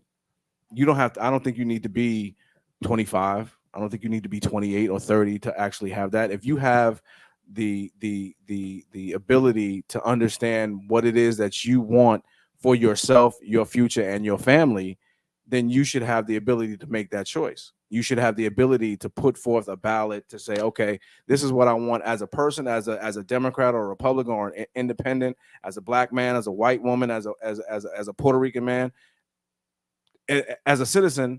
I'm going to vote for that because that's something that's in my wheelhouse, that's going to bring me and my family whatever comfort I think that person is going to bring forth in either the legislature or the Senate or even the presidency. At the end of the day, that's just my take on it. I don't really agree that the fact that you need to be a certain age, you know, to make it a point to put forth that vote, or put forth that voice or your opinion on what that should be.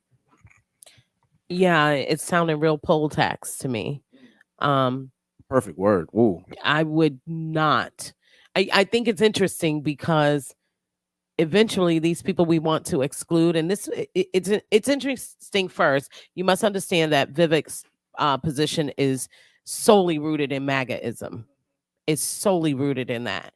And it's interesting because right after that suggestion, the suggestion came about that you should be able to pass a financial literacy test. You should be able to pass a civics test. You should not have had access or usage of welfare in the last 3 months. And all of those things tell you exactly where the person is going, because the perception is this is going to eliminate blacks and browns. What demographic that's going to strike down. Right. And I'm like, who's going to tell them that red states use welfare more than anyone? So if you want to do it this way, let's do it. I think it's weird when people who are of a certain age, who would scream ageism if they were told they were excluded, think that it's okay when you do it to people who are younger. When I was 18 years old, I had a husband, and 2 years after that, I had 2 children. I'll be damned if somebody's going to tell me I couldn't vote just because I was under the age of 25. I was working, I was paying taxes. I had some college education, but working in corporate America and finishing it up. And I know, and I knew then, and I know now, adults older than me who couldn't hold an intellectual candle to me.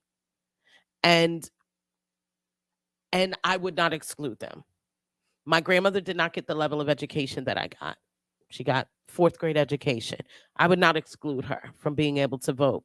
I wouldn't assume that simply because someone is not 25 that they don't understand how to vote. I also know that the average voter, even the old ones, who, by the way, are voting for what makes sense for them. I lived in Florida for 10 years.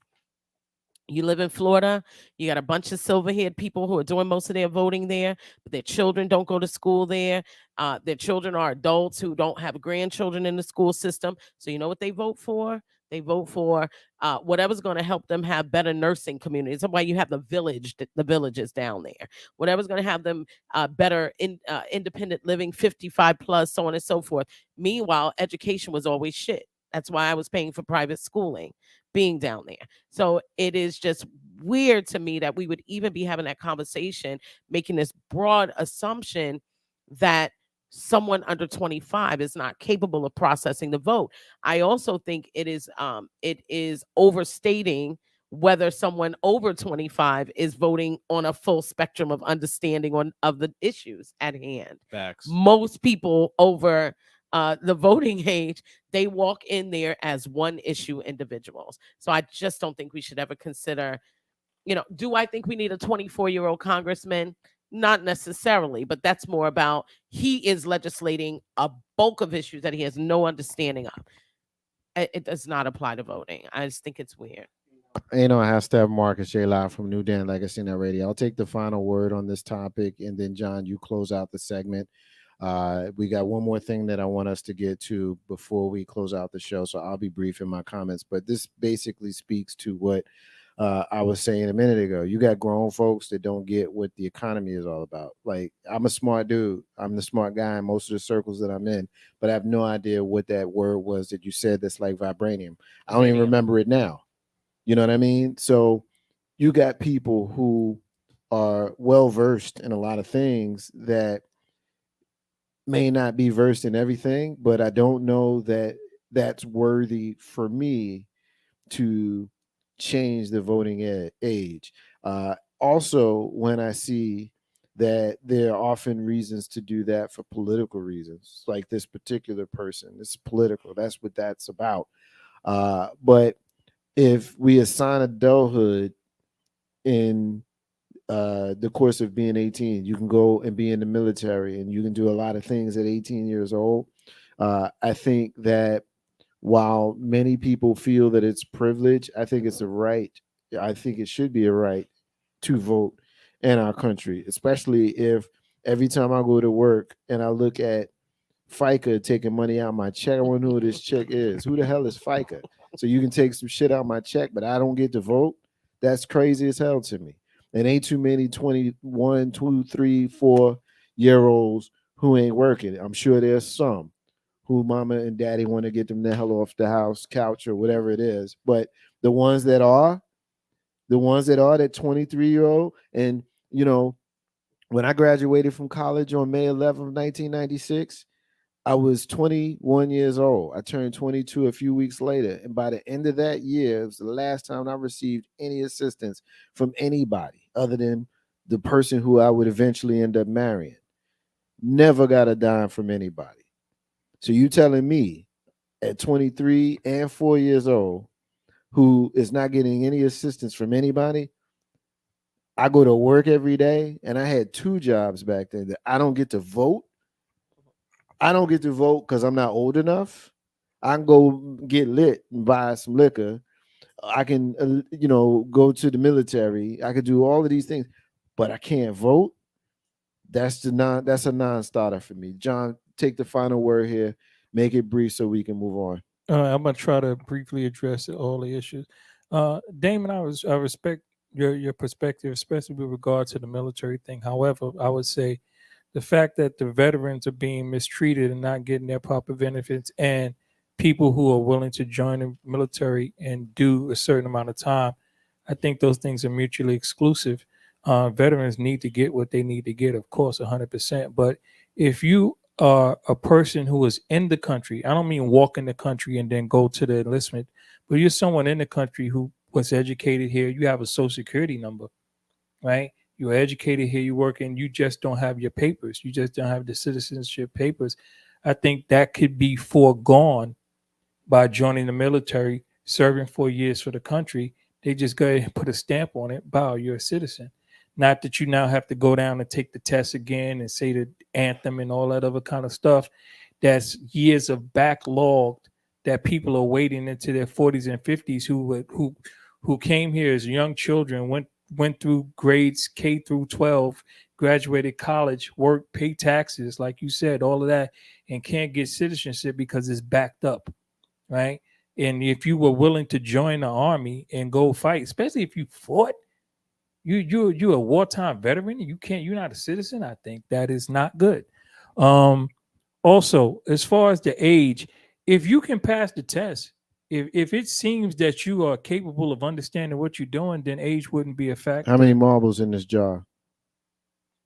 That's what it sounds like to me. No, it's not. It is a non-starter. Okay, listen. Here's what I'm saying. How many marbles in this You know jar? why? You How many know why? bubbles Do, in this do you know why? here? Do you know why 18 is considered adulthood? I don't care the answer to that question. With No, respect, it is. with respect Doesn't to, matter. with No, respect to whatever the reason that you're going to ask me. Y'all can't. Listen. With problem- respect here to goes the whatever the problem. reason Here's the you're going to problem. ask me, it doesn't matter to me. There's way too much feeling and emotion None. and stuff where feeling and emotions don't belong. Not here. What? Listen, Not here. The human brain does not finish developing until after 25. So period. So period. So Then don't make period. me pay so tax. so I Don't can so make I me can do go it. I'm so good with so that so I too. so I can go to another country good and with kill that too. people But in the that's not the military, country we're but I don't- can't vote listen, in my own country. Listen, again, I explain why that's the situation in military and chain of command, and understanding that again, adults don't follow instructions the same way that Non-starter. children do. Again, the problem reason 18 is adulthood is dealing with child labor, right? And people were going out putting 11 and 12-year-old people in the coal They're mines and doing shit, that right now. right? This is in this country. That's They're why doing it right 18. That's why 18 was the idea of adulthood. But people at 18 are seldom adults, and seldom do they think that way, right? That's just it. Any psychologist, any Can we biologist will decide at explain that. 70 that no one can that you cannot Hell vote? yes. Okay. And if it's listen, I if will it's a tell minute, you that there are people right now Listen. who are, you know, No, in their 60s that will go I crazy have that hearing I that. have that here. 100%. There should be, if there's a minimum, there got to be a maximum. You can't have it both ways. 100%. If that is 20, people say it's 18. Okay, let's say they said 21, not 25 or 23, whatever. There should be one at the top too, because at a certain time, a certain point, you start to lose faculties. And again, you should have to take a test, and you should have to consistently be able to show that you have a grasp of what's going on. And I don't mean it like a poll tax, like your grandfather had to vote. That's what No, it's going to be, John. That is no, expecting that, no. that the Listen. individuals who make the rules now are going to be fair and have levity. And it is going to become very subjective No. because that same person might stand in the room and say, you're not as smart as you think you are, and eliminate you from the voting roll. We are really talking about this like we can trust these politicians to make these decisions. You're acting as if we're gonna have a verbal test. No, I'm not saying that. What I'm saying is I'm the talking people about who a create written. the written test can create it There in a is- way. AI can do it, right? We don't need Now we don't trust need AI for everything. we don't need an opinion of the test. And you think right? there's not going to be an opinion?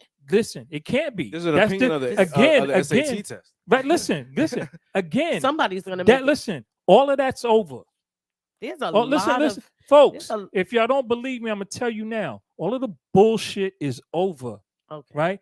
All of this people and their personal opinions, it's over. Okay. Listen, do you know this? That's why we talking about MAGA and do everything you know? else. Do you know that again? But that's the problem. Those are people the are holding that on. are going Listen, to be making and these decisions. but people are holding on to that bullshit, and this is why we even have MAGA. Let it the fuck go. I don't understand how That's it's not over why when we you have got it. to But me state. acknowledging that they exist. How is that It's over? all it's pure MAGA is pure emotion. No, I have no emotion about it except No, for the fact I'm not that talking about it, but you don't create it there and is you a don't support truth it and you in- don't sustain it. right, but there are The people that do 74 are million completely people in America, and they're that's it. completely emotional. And There's guess zero what? intellectual. And guess what? They're sitting up there in Congress. Right, but and they the need. Senate But guess right what? now. They need to take the test as well. Well, guess and the what? Congress There's a guy in people They can make Florida the that's laws running and not that do wait, it. and the Congress people need to take an even Right. more. There's a guy in Listen. Florida that doesn't give a shit about any of that. Fuck him too. But Yeah, y'all, but you're you missing. can't sit there and say no, that. yes, I John. can because Alright. again, y'all keep trying to drag it back into this Nobody's popular. trying. This is It not a where it popularity is. contest. All right. So This is not an opinion-based So none situation. of these, all these people are just going to I say, say it's fuck totally all. up Listen, to. if I got to take a test to vote, you got to take a more extensive test to get a fucking elected. These are people who will not even. They know they should have term limits and won't allow it. I'd love Again, to see you see all of that. Gonna change. again, It's listen. just that, like, But this no, you weirdly made no. optimistic view It's of not it all of a about. It's not sudden. about optimism. We go back to how I initially addressed the thing. The words are nice, but they're coming from a fucked up spot. But let's take The the words are word. not nice. Listen. Let's take the words and hold them and hold the words to what they mean. If it's gonna be a minimum age, it got to be a maximum age. If we're gonna have a test. If we're going to have a test to have people vote, we got to have a far more extensive test for people to get elected. It cannot be given by Great. people. Sounds lovely. Listen, Sounds but lovely. listen, without, Ain't gonna happen. but okay, if it's not going to happen, then it can't. But this is my point, Steph. If it's not going to happen that way, it can't happen at all. That's a lie. No, We have watched.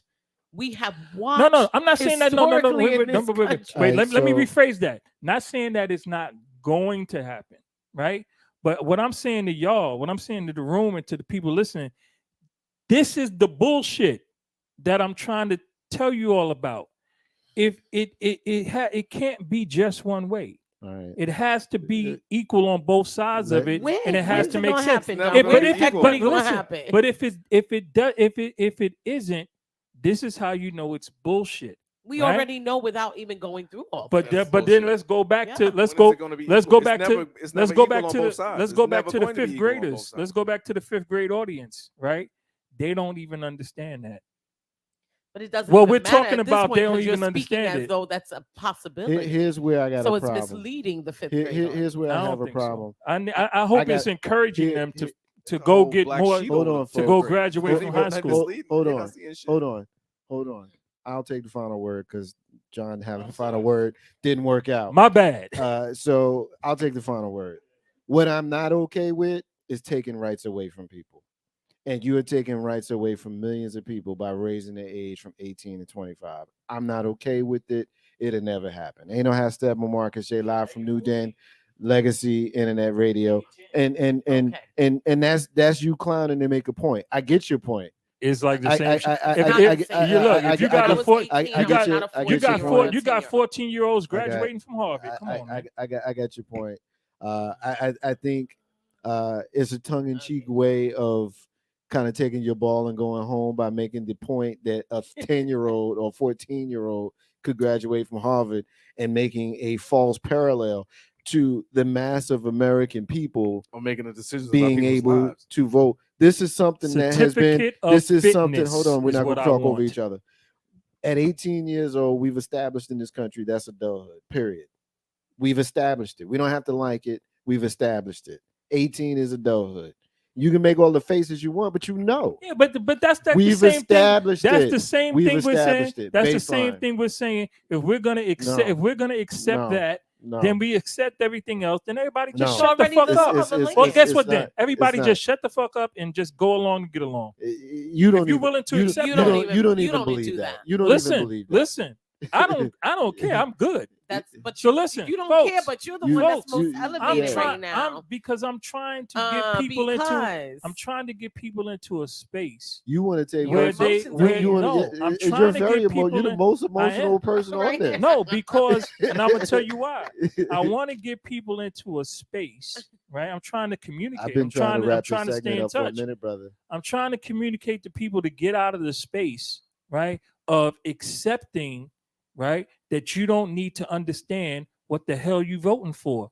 It's not okay to go vote for somebody just because you like the way they dress or because that person is black. You don't get because of that. It's not fucking okay. Okay, get an education. You can't tell somebody that. You don't get the right to say that. You don't get the right to tell them that, though. Look at your emotion. I'm telling you. You know why I'm telling you? Because Donald Trump was fucking president. He's a buffoon. Can I ask you a question? Why don't I get the right to actually say what I want to vote for? Because at the end of the day, because it's not a popularity. Because it's not a popularity. I pay taxes here. Forget popularity, but I'm here. I get to do what I'm sorry. This is where it will end. And that's what the problem is. It's going to end right here. It's going to end right here with me saying this last thing.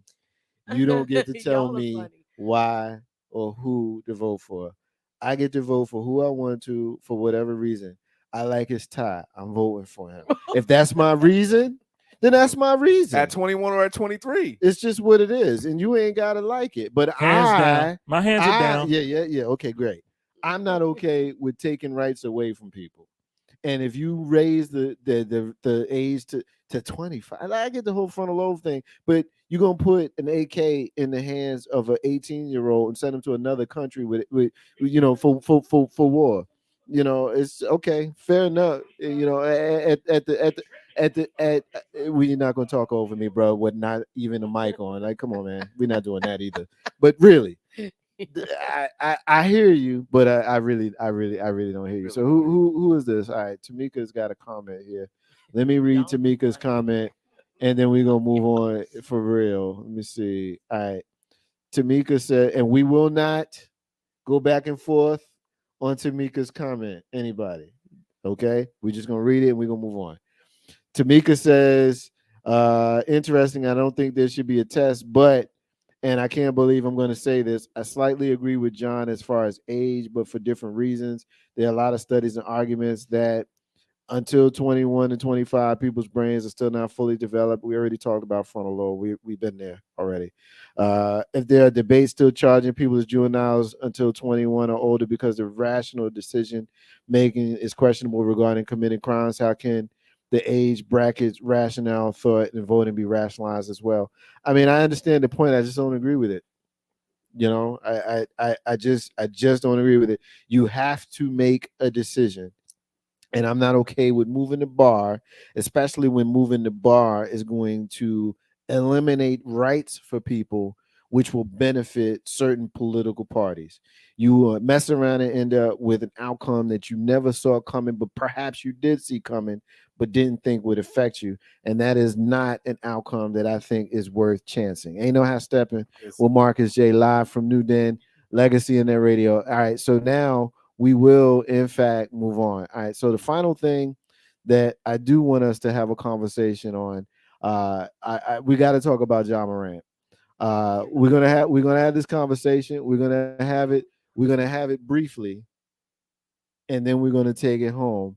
We're gonna start off this conversation with John Morant, and we're gonna start with the teacher, KRS1. Each other. I want y'all to hear this quote from him because, and bear with me, y'all, because I'm doing some technical stuff. I want y'all to hear this quote from him because this quote kind of is unrelated, but then it's kind of related. So bear with me, y'all. I'm doing some couple of different technical stuff. So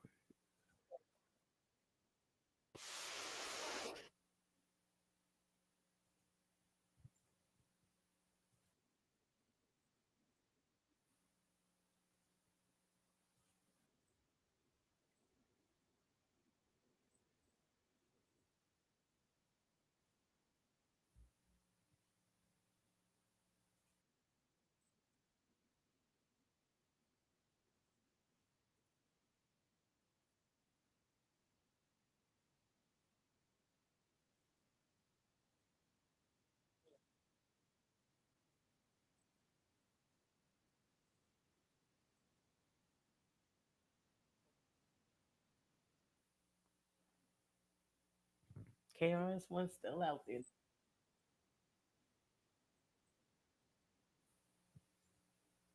I'm still messing around with the wrong stuff. There we go. There we go. Old the world because you got new knowledge. So when we listen to each other, we all grow, and that's called culture. Easily. First of all, All right. So I hope we got the gist of that. The gist of what we was getting at is we need to pay attention. Older people and younger people need to share knowledge with one another.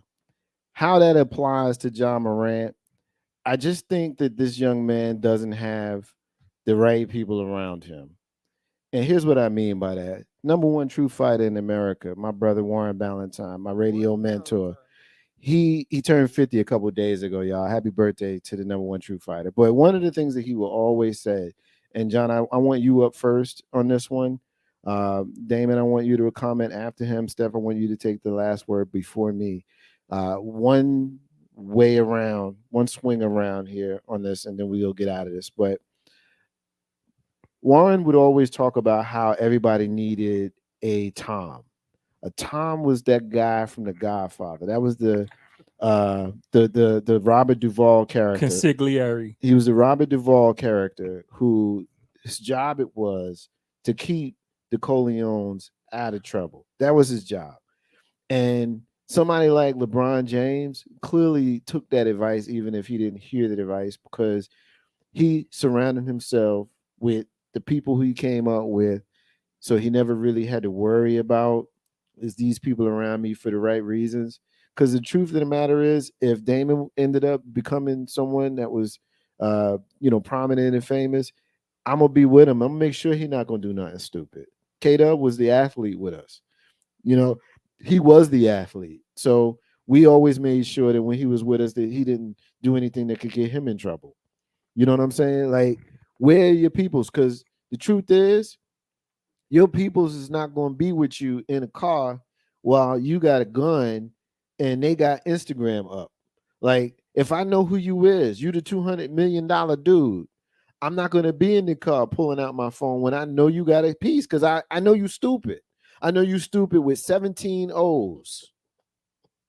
Stupid enough to pull your gun out. Now, depending on the state he's in, perhaps it's not legal, perhaps it is legal. I don't even care about any of that. I don't care about none of that.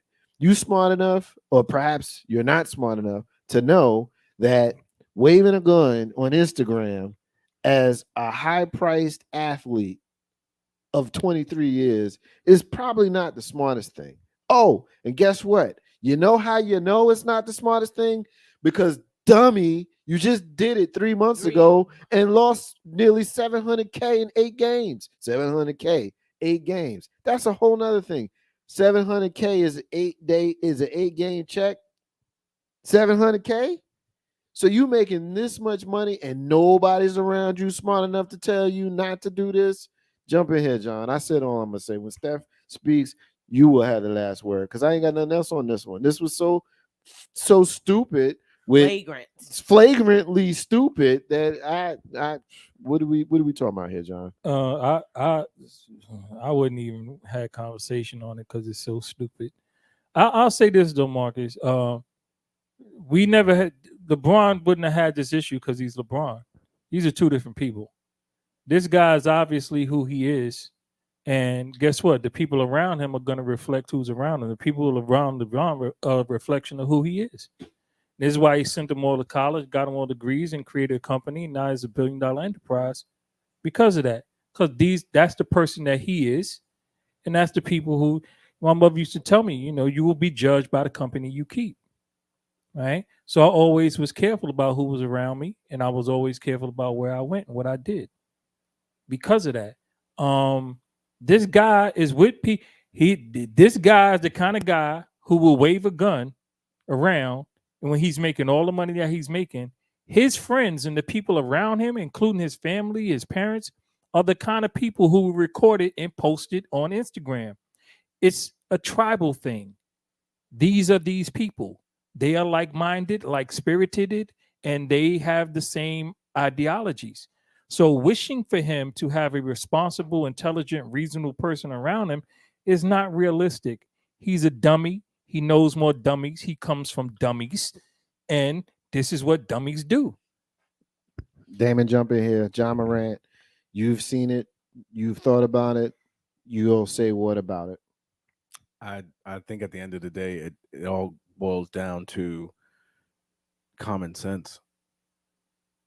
I mean, let's be realistic. This young man is what, 22?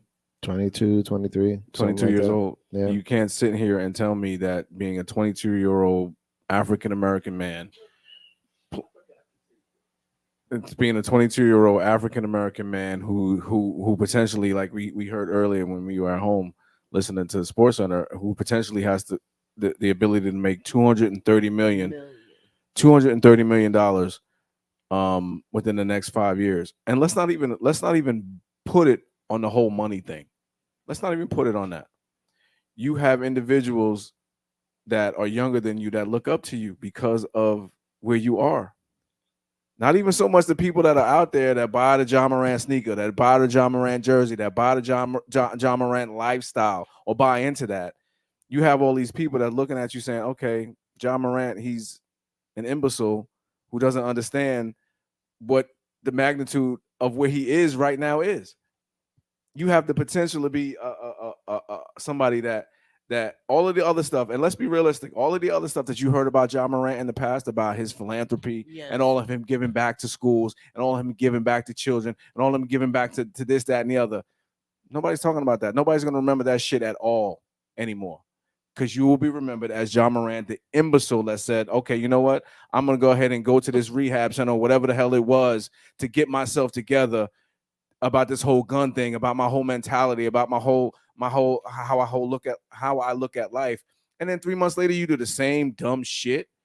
Like, that was all just a prop, just for you to get back into where you what you lost, and now the potential is that you're going to lose it permanently, because you can't sit there and tell me that you're a 21-year-old male, regardless of being a basketball player, that knows, oh yeah, I shouldn't be riding around in a car with my friends brandishing a weapon, regardless if I'm going to make $230 million in the next 5 years. That's just ludicrous as far as I'm concerned. So it doesn't even it's just ridiculous as far as I'm concerned. It's utterly and completely ridiculous. Yeah. Yes. All three of you. I mean, there's this thing, excuse me, where they will talk about often, your kids grow up, you're not necessarily responsible for them.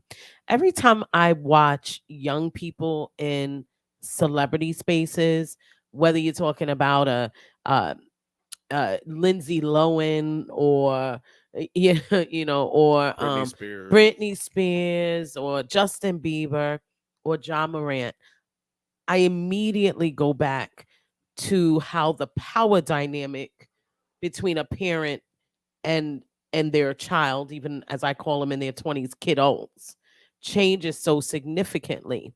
And you can tell the difference between the parents who are like, they gave them that upfront lecture of, listen, you're not really ready for this life. Let's talk about what the NBA means to you other than fame, money, and tossing a ball through a net. Let's talk about that.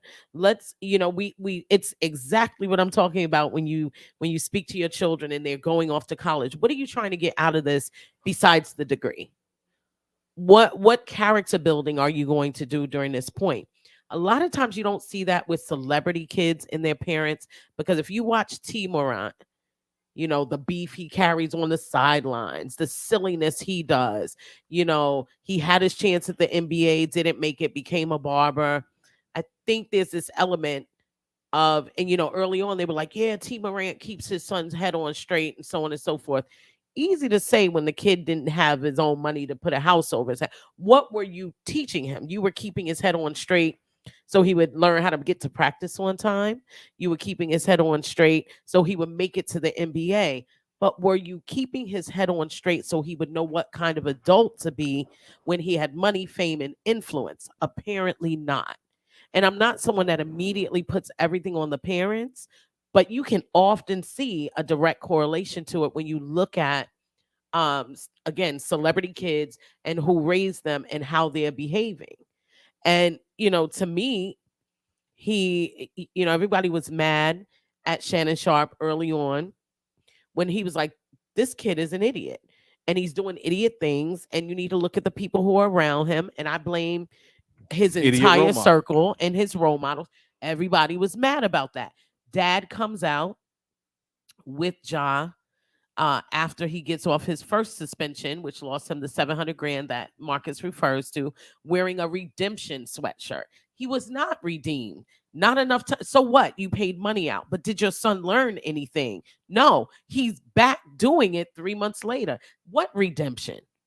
Why are you sitting on the sidelines like F you to the crowd when your son clearly didn't learn a lesson? So what happens after this suspension? What sweatshirt, what hoodie you gonna wear this time?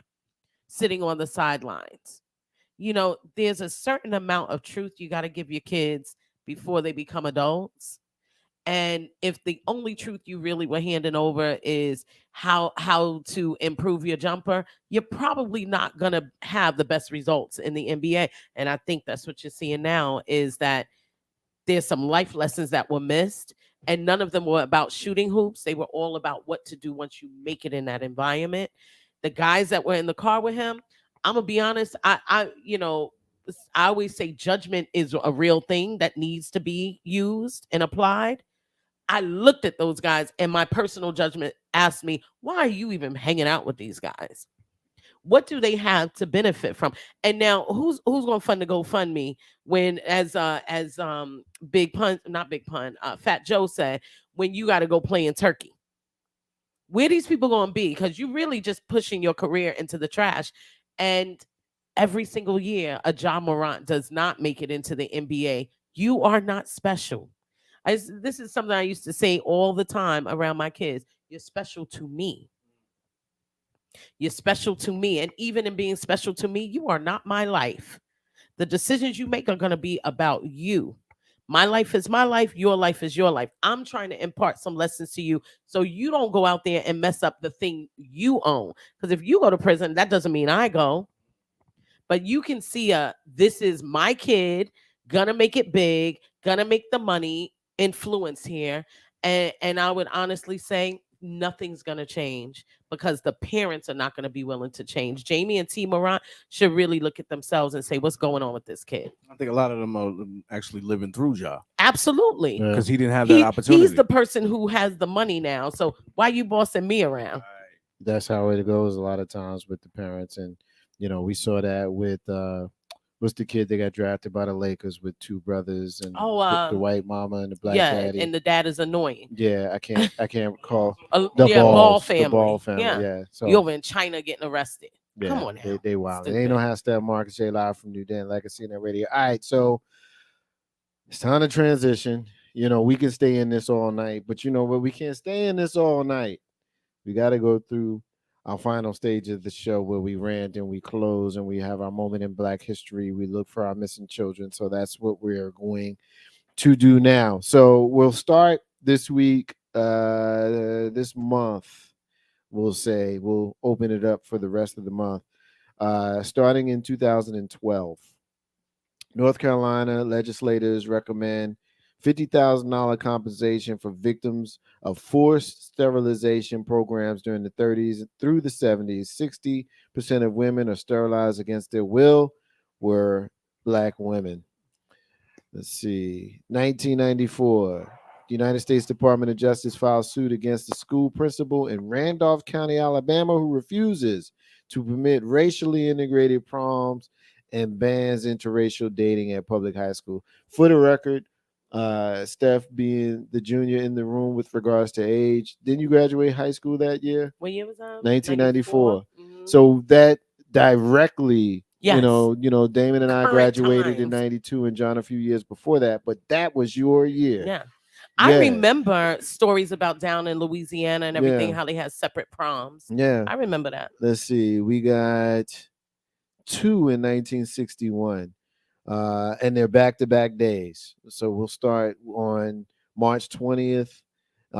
Freedom Riders arrive in Montgomery, Alabama, where local police allow mob of angry whites to attack. Several people are severely injured, including United States Justice Department representative. The next day, also in 1961, on the 20th of May, National Guard is called to disperse several thousand whites, threatening to set fire to the First Baptist Church in Montgomery, Alabama, where Dr. Martin Luther King Jr. and Freedom Riders are inside.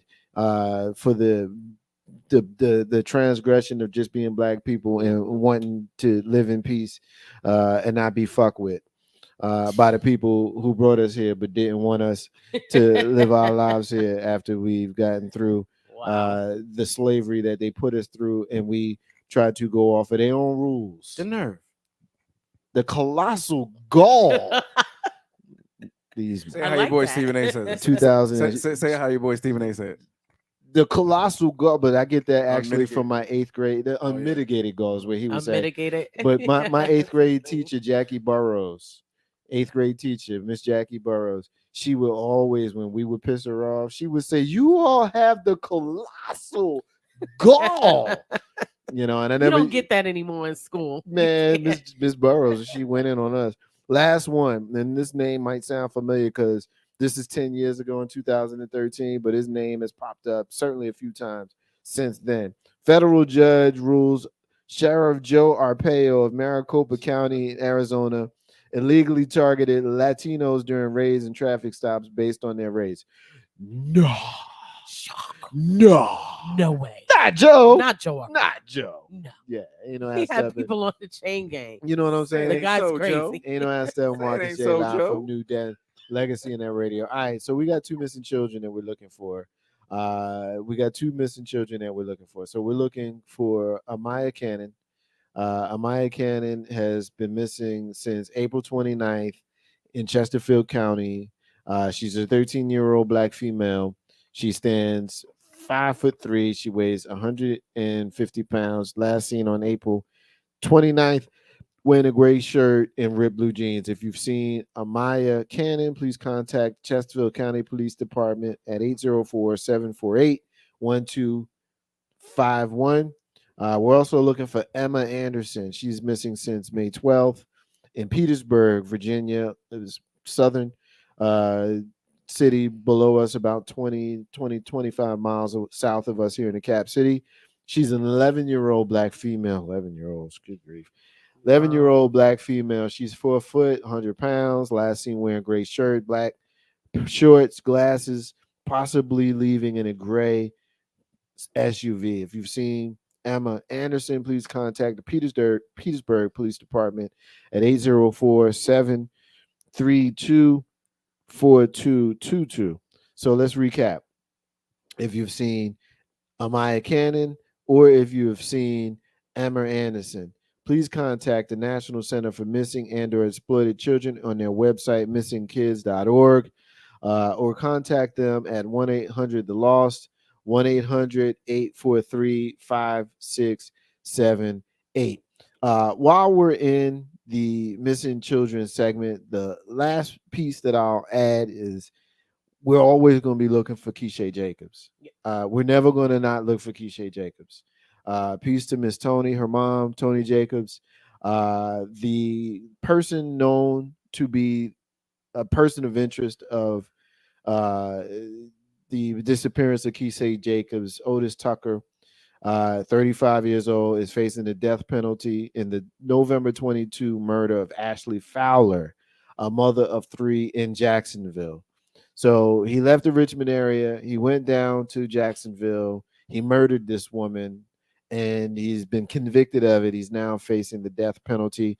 Quote, "We have maintained contact with the Florida state prosecutors and are gratified they have sufficient evidence to charge and convict, but there is no new information related to the events in Richmond." Richmond Commonwealth's attorney Colette McKeechin said in a statement to CBS 6 on Friday. So that basically means that we will always look for her. Richmond woman was a 21-year-old when she was last seen at a home in Churchill where Tucker lived in September of 2016. The investigators said they collected evidence of foul play from that home and questioned Tucker about Keisha Jacob, but he had never been charged in connection with her disappearance. So we'll always look for her. We'll always hold her mom, Tony Jacobs, up in high esteem.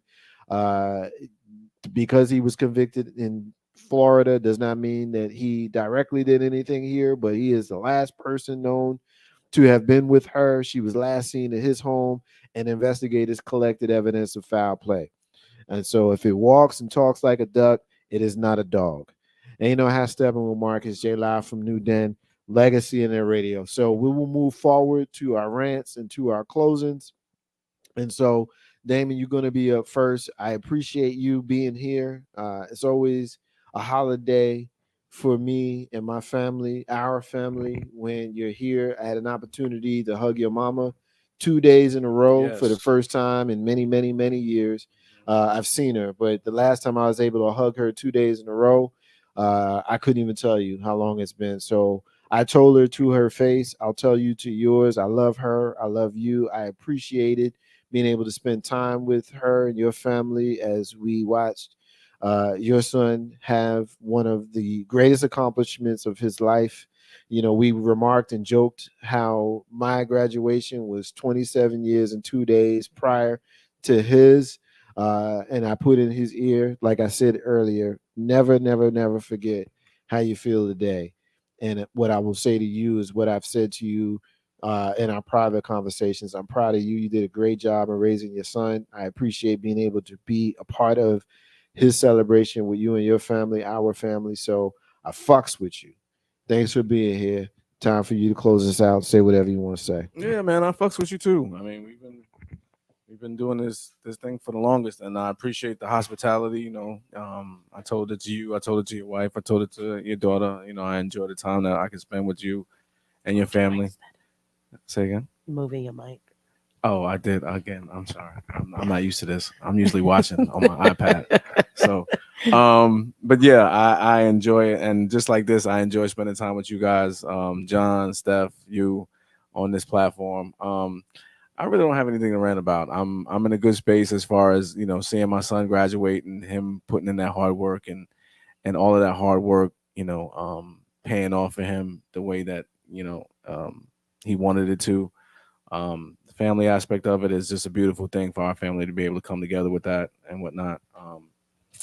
I'm just in a good space, bro. It just feels good to have that accomplishment and have that tuition monkey off your back. Yeah, Yes, that's the big part. until he come to Yes, me and say, sir. "Dad, I think I might want to go to grad school." I know that comment is. That's when you say no. Right, But you right. can't. Yeah. But You yeah. want to, but you can't. But yeah, I want to thank you again for letting me come through. It's like the second time I've been here in like as many months to be here on the show, and I enjoyed it. John, appreciate you and everything, Steph. I always appreciate you in this episodes and the way you put your opinions forth. Always gets people thinking. Definitely gets me thinking. And of course, the moderator. What was the new term? What was the new name again? I can't remember the new name. Marcus. Marcus, magnificence, keeping us the realest. Mr. Keeping Us the Realest. Mr. Keeping I Us the appreciate Realest. you, man, and on this platform. I always love you on this platform, man. So thank you again. You got it. #hashtag Marcus J live from NewDen, Legacy Internet Radio. John Green, I tell you, brother, it's always a grand day when we get to build. We very seldom will agree, and often our disagreements are pretty strong. But we always talk about how iron continues to sharpen iron. And I'll go to war with you, bro. And that's some real shit. So I appreciate you. I appreciate your wisdom. I appreciate your leadership. Your hospitality and how fiercely you love those who you fucks with. It's palpable. We can see it. We know about it. And that's a testament to the man that you are. So thank you for being you. This is where you close us out, bro. What you got, man? Always thank you for the platform again, Marcus, and this opportunity. 11 years in for you, 3 for me and Steph, I believe, with you on this platform, and thank you.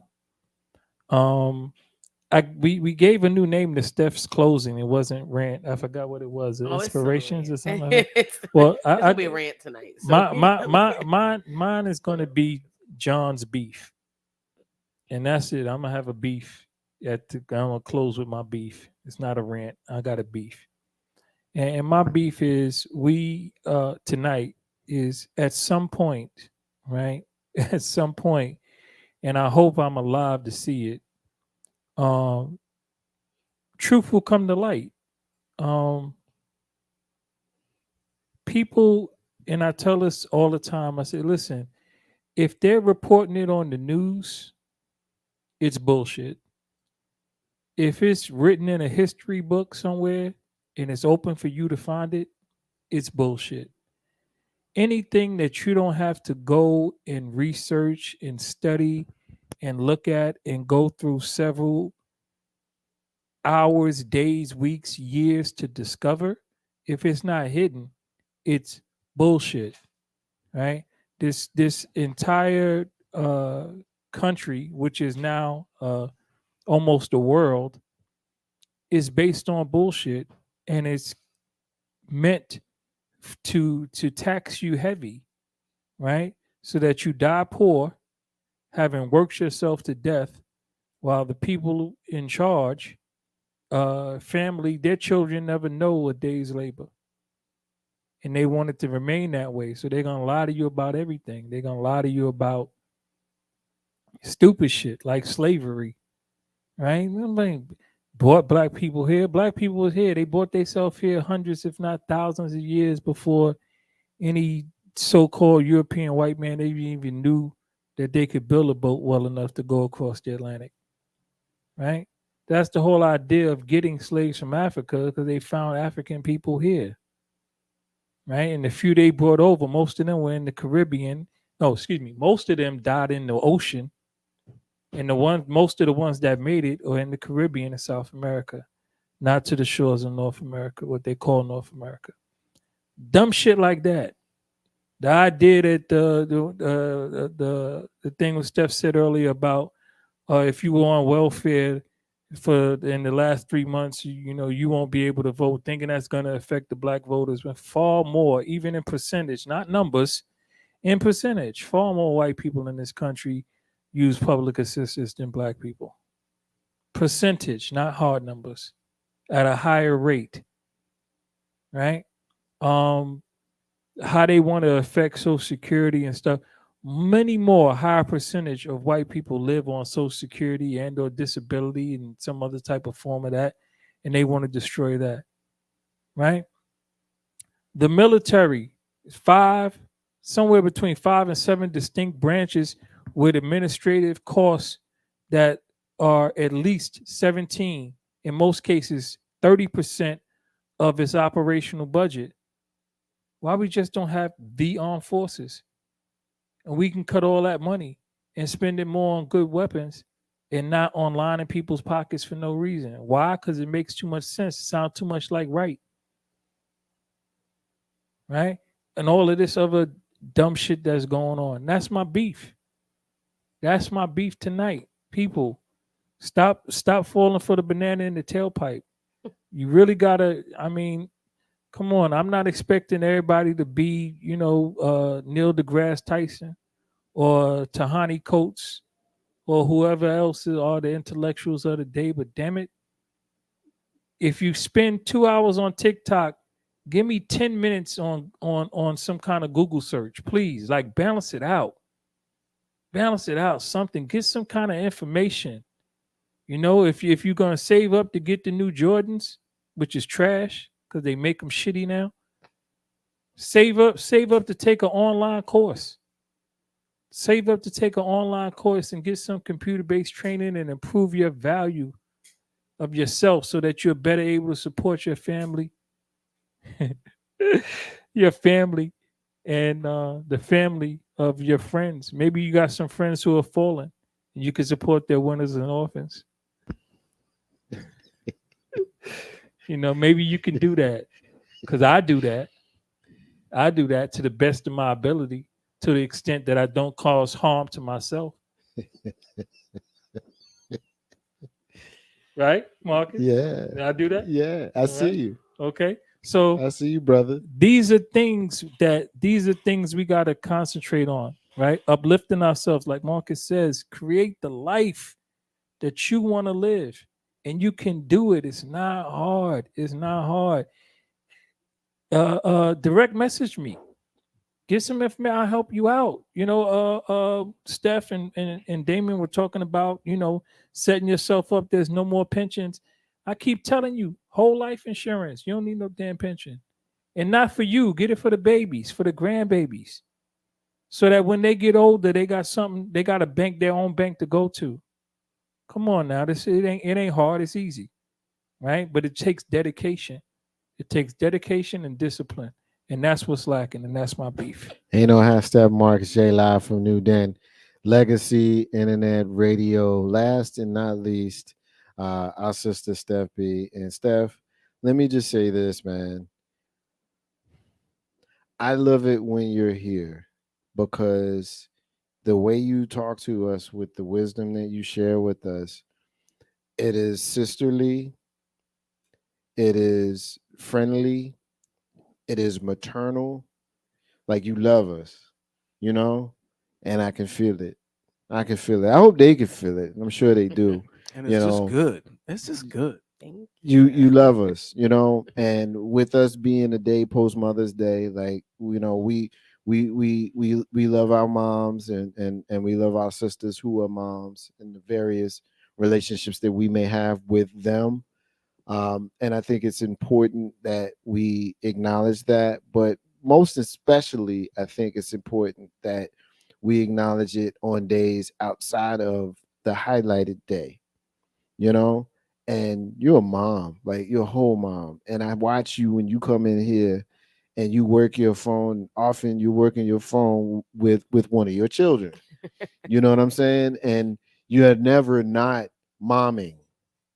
And I want you to know that as brothers, as your brothers, we see you, we acknowledge you, we appreciate you, because we know that as you lead as a mom, the youth, as they say, each one teach one, rising tide raises all the boats, like all of the cool analogies.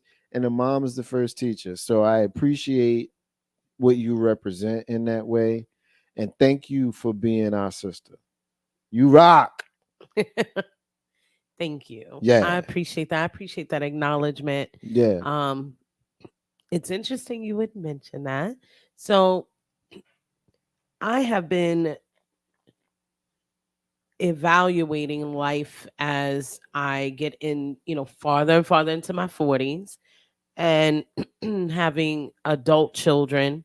I've been an empty nester now since I was 39, late, yeah, 38, 38. So my daughter's up in Jersey City, and my son is in Maryland. He's just coming out of the Air Force. And I remember when I was younger, because these kids were good humans, I would often think, being a mom's not that hard. I'm not going in a coal mine every day. I'm just being somebody's mom, right? I'm just being someone who is aware and conscious of the humans I brought here, how they impact the space around them, which is important to me, not just because of how they reflect on me, particularly because I started out as such a young parent, but how they reflect themselves on the world and how they then move the world farther.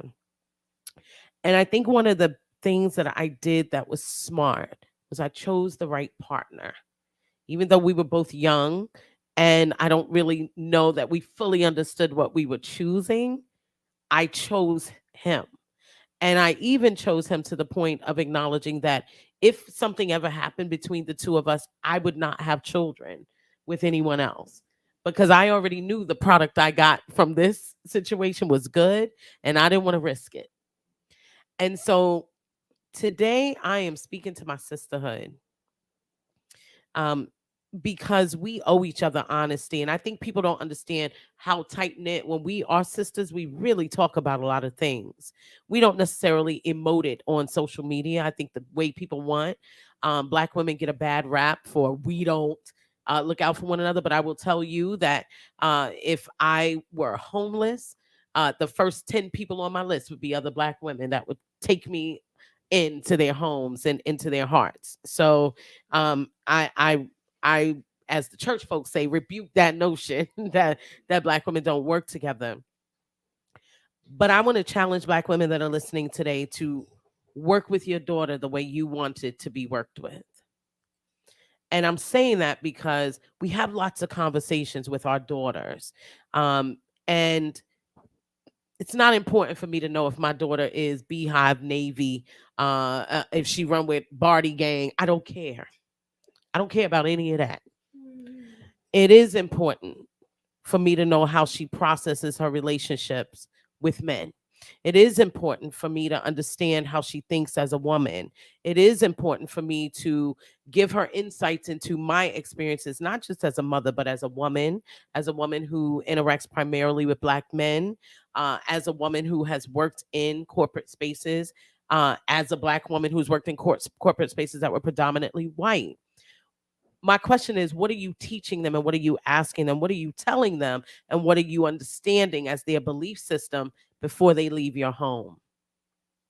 I see things often online that make me a little uncomfortable, where I might see a woman hyping her daughter up in a way she doesn't need. The world will do that. The world's going to do the superficial shit, sis. It's going to do it. It's going to validate or invalidate your daughter's aesthetic. It's going to validate or invalidate the decisions your daughter makes about the men she dates. It's going to do all of those superficial things. It's going to call her ugly, fat, thin, skinny. It's going to do all of those things. But you have an opportunity in your home, first and foremost, to make some primary decisions before you bring her here. One, choose the right partner, sis. Choose the right partner.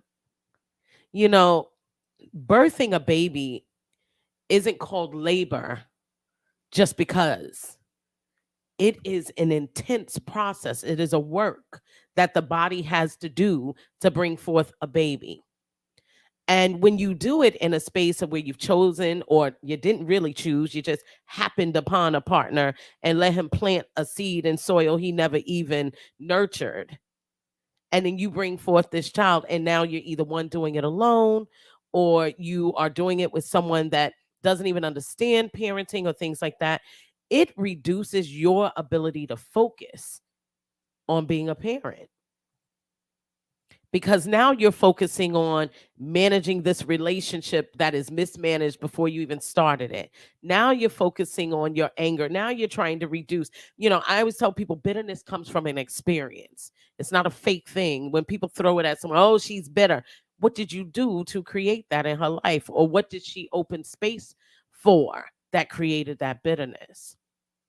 So the first thing you do when you want to raise a girl who may eventually be a mother is you want to choose the right partner so that she knows you did that. I am able to be a mom because I really, really had a great partner as a husband, but then as a co-parent post marriage, phenomenal partner, someone who loved my children and allowed me to function as a mother in the way that I traditionally wanted to function as a mother. I'm one of those people, I don't care that I was divorced and finishing up raising 2 children as a divorced woman. Don't happy Father's Day me. They have a dope ass dad.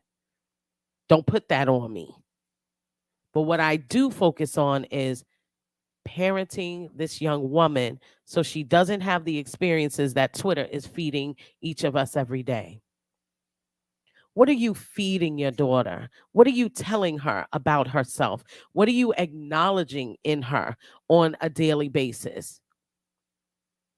Have you picked up the phone? Every day I pick up the phone and my daughter and I, we speak multiple times. Marcus is right. Sometimes I'm in here, we're texting because on a Monday night, she's got her commute from Brooklyn into Jersey City and I might miss her and then we might just text a bit. And what I try to do every single day is tell her how dope I think she is. Whether it's, I love what you're doing at work. I appreciate the hard worker you are. I've always seen this in you. I tell her what I've seen in her. The superficial things will happen without me. It is my job to do the things that are fundamentally driven, that will challenge who she knows she is or believes she is, that will ask her the questions that help her create a narrative about herself, that will basically isolate her from what's happening out here in the world, and that will ultimately allow her to make a decision about whether or not this mom thing is for her. Because I show her that it is work, that I put effort into it, that I have an expectation of myself in that position. My son as well, but my daughter is who I'm speaking about today, because we have more control over the decisions we make than we think. We have control over the men we engage with. We have control over whether we're going to have these babies or not, even if DeSantis and all of them are trying to prevent it. And even more so, you need to be thinking about it now. We have control to walk away from relationships, to not work in certain workspaces. We have a responsibility as Black women to inform our daughters when they are Black girls about the experiences that will come their way. It is not just your job to make sure she's fly. It is not just your job to be able to co-sign that your baby is fine on prom night. Did you talk to her about what that young man might be expecting on prom night? Did you educate her on whether or not it is up to her? Did you talk to her about how she reflects and represents herself when she walks out in the world? Have deeper conversations with your daughters. I don't care if they're 7, 8, 9 years old. There is a space to start having those conversations now. I challenge you to do it, because Black women are the rising tide that raise all ships. And your daughter will be out there with my daughter. And my daughter was raised by a Black woman that is for all Black girls. I'm for the thought. I'm for the stripper. I'm for the Black girl that's out there struggling. I'm for the corporate girl. I'm for the girl in college. I'm for the girl that decided to be a mechanic. I'm for Black women, period. Even the thought. She might learn something if she comes over here and I can educate her on how to take better control of how she sees herself. I got to be for every Black girl, and I'm putting my daughter out there to be for every Black girl. And I would love for her to acknowledge and bump into a sister that's for her. And that's my rant. Ain't no half stepping. Marcus J live from NewDen Legacy Internet Radio. This is where I will take my final word and close us out for tonight's show. And I guess I'm going to throw some shade at some folks tonight. I want to throw some shade at folks who cause based on their behavior and the way they act, they appear to show concern for you. But when you don't treat them the way perhaps they feel they should be treated, their concern may turn to vitriol. And the story that has caused me to want to go here is the story about Jamie Foxx. I want to talk about that for a minute. I want to talk about how a few weeks ago we had been made aware that he had a medical emergency on a set of a movie and he had been hospitalized and he had been dealing with some challenges. And that was what we were given by his family, more specifically his daughter, and it was left there for weeks. And you entitled motherfuckers had the colossal gall to go on the internet every day and talk about this man's progress and his health. He's on his deathbed. His family is making decisions. All of the stuff. All of the stuff. We've seen it. In social media, we've seen it. But then, a few days ago, his daughter goes online and gives us an update. And in that update, she says that, thank you. I hear y'all, but guess what? He been home for weeks. He's good. And then we hear that allegedly, apparently, he's in a rehab facility. Rehab facility to me sounds like a stroke. But hey, I don't know. You know why I don't know? Because it ain't none of my business, man. That's why I don't know. As fans of these people, it is understandable that we would want to know how they doing. But to throw vitriol at this man's daughter for choosing privacy with regards to his health and to attack her for not giving more is outrageous. It's outrageous. It's outrageous. We come on here all the time and we talk about people that do crazy shit, outrageous stuff, like all the time. Like that's kind of what we do here. Talked about John Moran earlier. You know, we talked about Viviv Ramaswamy, who wants to change the voting age, like for different reasons. They both wild, right? But this time it's a collective wild. It's not Jamie Foxx's daughter or their family that's wild. They don't owe us shit. They don't owe us shit. Nothing. It was a courtesy as his fans for his family to say, hey, he got some struggles. Pray for him if you're about that life. That's it. That's all you had to do. That's it. They don't owe you nothing else. They don't owe you day-to-day updates on his progress. They don't owe you to tell you when he left the hospital. They don't owe you to tell you what his prognosis is. They don't owe you none of that. What? Because you bought a ticket to a movie? Because you maybe watch a show? You thought Wanda on the Living Color was funny? You thought Ray was the best performance in an autobiography you ever saw? So now all of a sudden you get to know all his business? And when you don't get it, you get to throw shade at his kid. Come on, man. Something's wrong, Marcus J. And Mama J has the courtesy of saying, something's wrong with Marcus J. Pray for him. And she leaves it there. And you come for my kid? I don't know that there's any physical recourse. If there was, I'd fuck you up. There's too many of y'all, so I can't fuck y'all up. But I'm going to be real mad at y'all. And I'm going to wonder, how much do y'all fuck with me for real? You coming for my kid who's protecting me? And you mad at her because you don't know my business? For real? For real? That's who y'all are? Keep your fanship. When I come through this, you keep your fanship. You know why? Because I'm already good. I'm already good because I got her. My daughter, who's the one that's going to take care of me for real. Not under no aspersions. Not under no fake shit of fake care. Clouded in nosiness. And wanting to be a part of the story. Got to be the first one to announce. So you got to put it on Facebook. You got to talk about this man and his prognosis. He been home for weeks. And you ain't even know. And now that you know, now you got a whole new thing to throw shade at his daughter about. Really? Who are you people? Who are you? You can keep your fan letters if that's the energy you coming from with it. Because we don't need it. I know I don't. And I'm sure Jamie doesn't either. That's the murder. Marcus's unrelated rant. Got nothing to do. We was in here talking about tonight. That is the end of the show. I want to remind everybody that independence is key to building your legacy. I also want to say peace to all of the stars and all of the squares and the abundance of water. The fool is thirsty. Those are the words of Bob Marley, who you hear singing in the background. Authenticity has no competition. I want you to be blessed. I want you to give grace. But most especially, I want you to keep it 100. Celebrating 11 years of live podcasting and internet radio. Ain't no half stepping with Marcus J. Live from NewDen, Legacy Internet Radio. We are taking a hiatus. We will be out the next couple of weeks.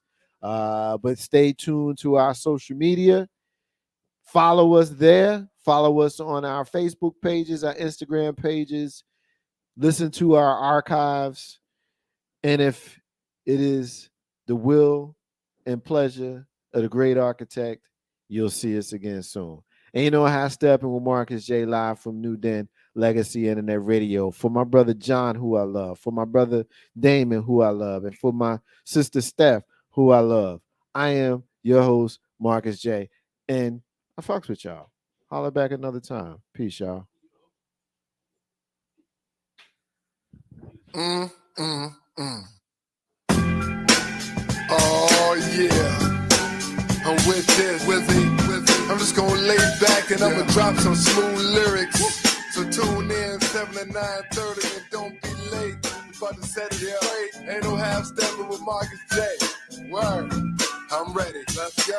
Ain't no half stepping, that's the name of the show. Yeah, Marcus J hosting and we ready to go. Yeah, Hunters Talk sprinkled with a dash of humor to the legacy listeners and the online viewers. What you wanna talk about, call it, we hearing you. Cover all topics, touch on the main issues. With the flow in this show, bring the heat. The word on the street, Wizard Earl on the beat. We superb in the beat, legacy online. 7 to 9:30, please be on time. Ain't no half stepping with Marcus J, my brother. If they can't hang, word to their mother. And he been on this grind for a while. The brother so smart, plus brother got style. Up in Richmond, we on the mission, we full force. And listen up, this Marcus J start to talk, running back. And he been on this grind for a while. The brother so smart, plus brother got style. Up in Richmond, we on the mission, we full force. And listen up, this Marcus J start to talk.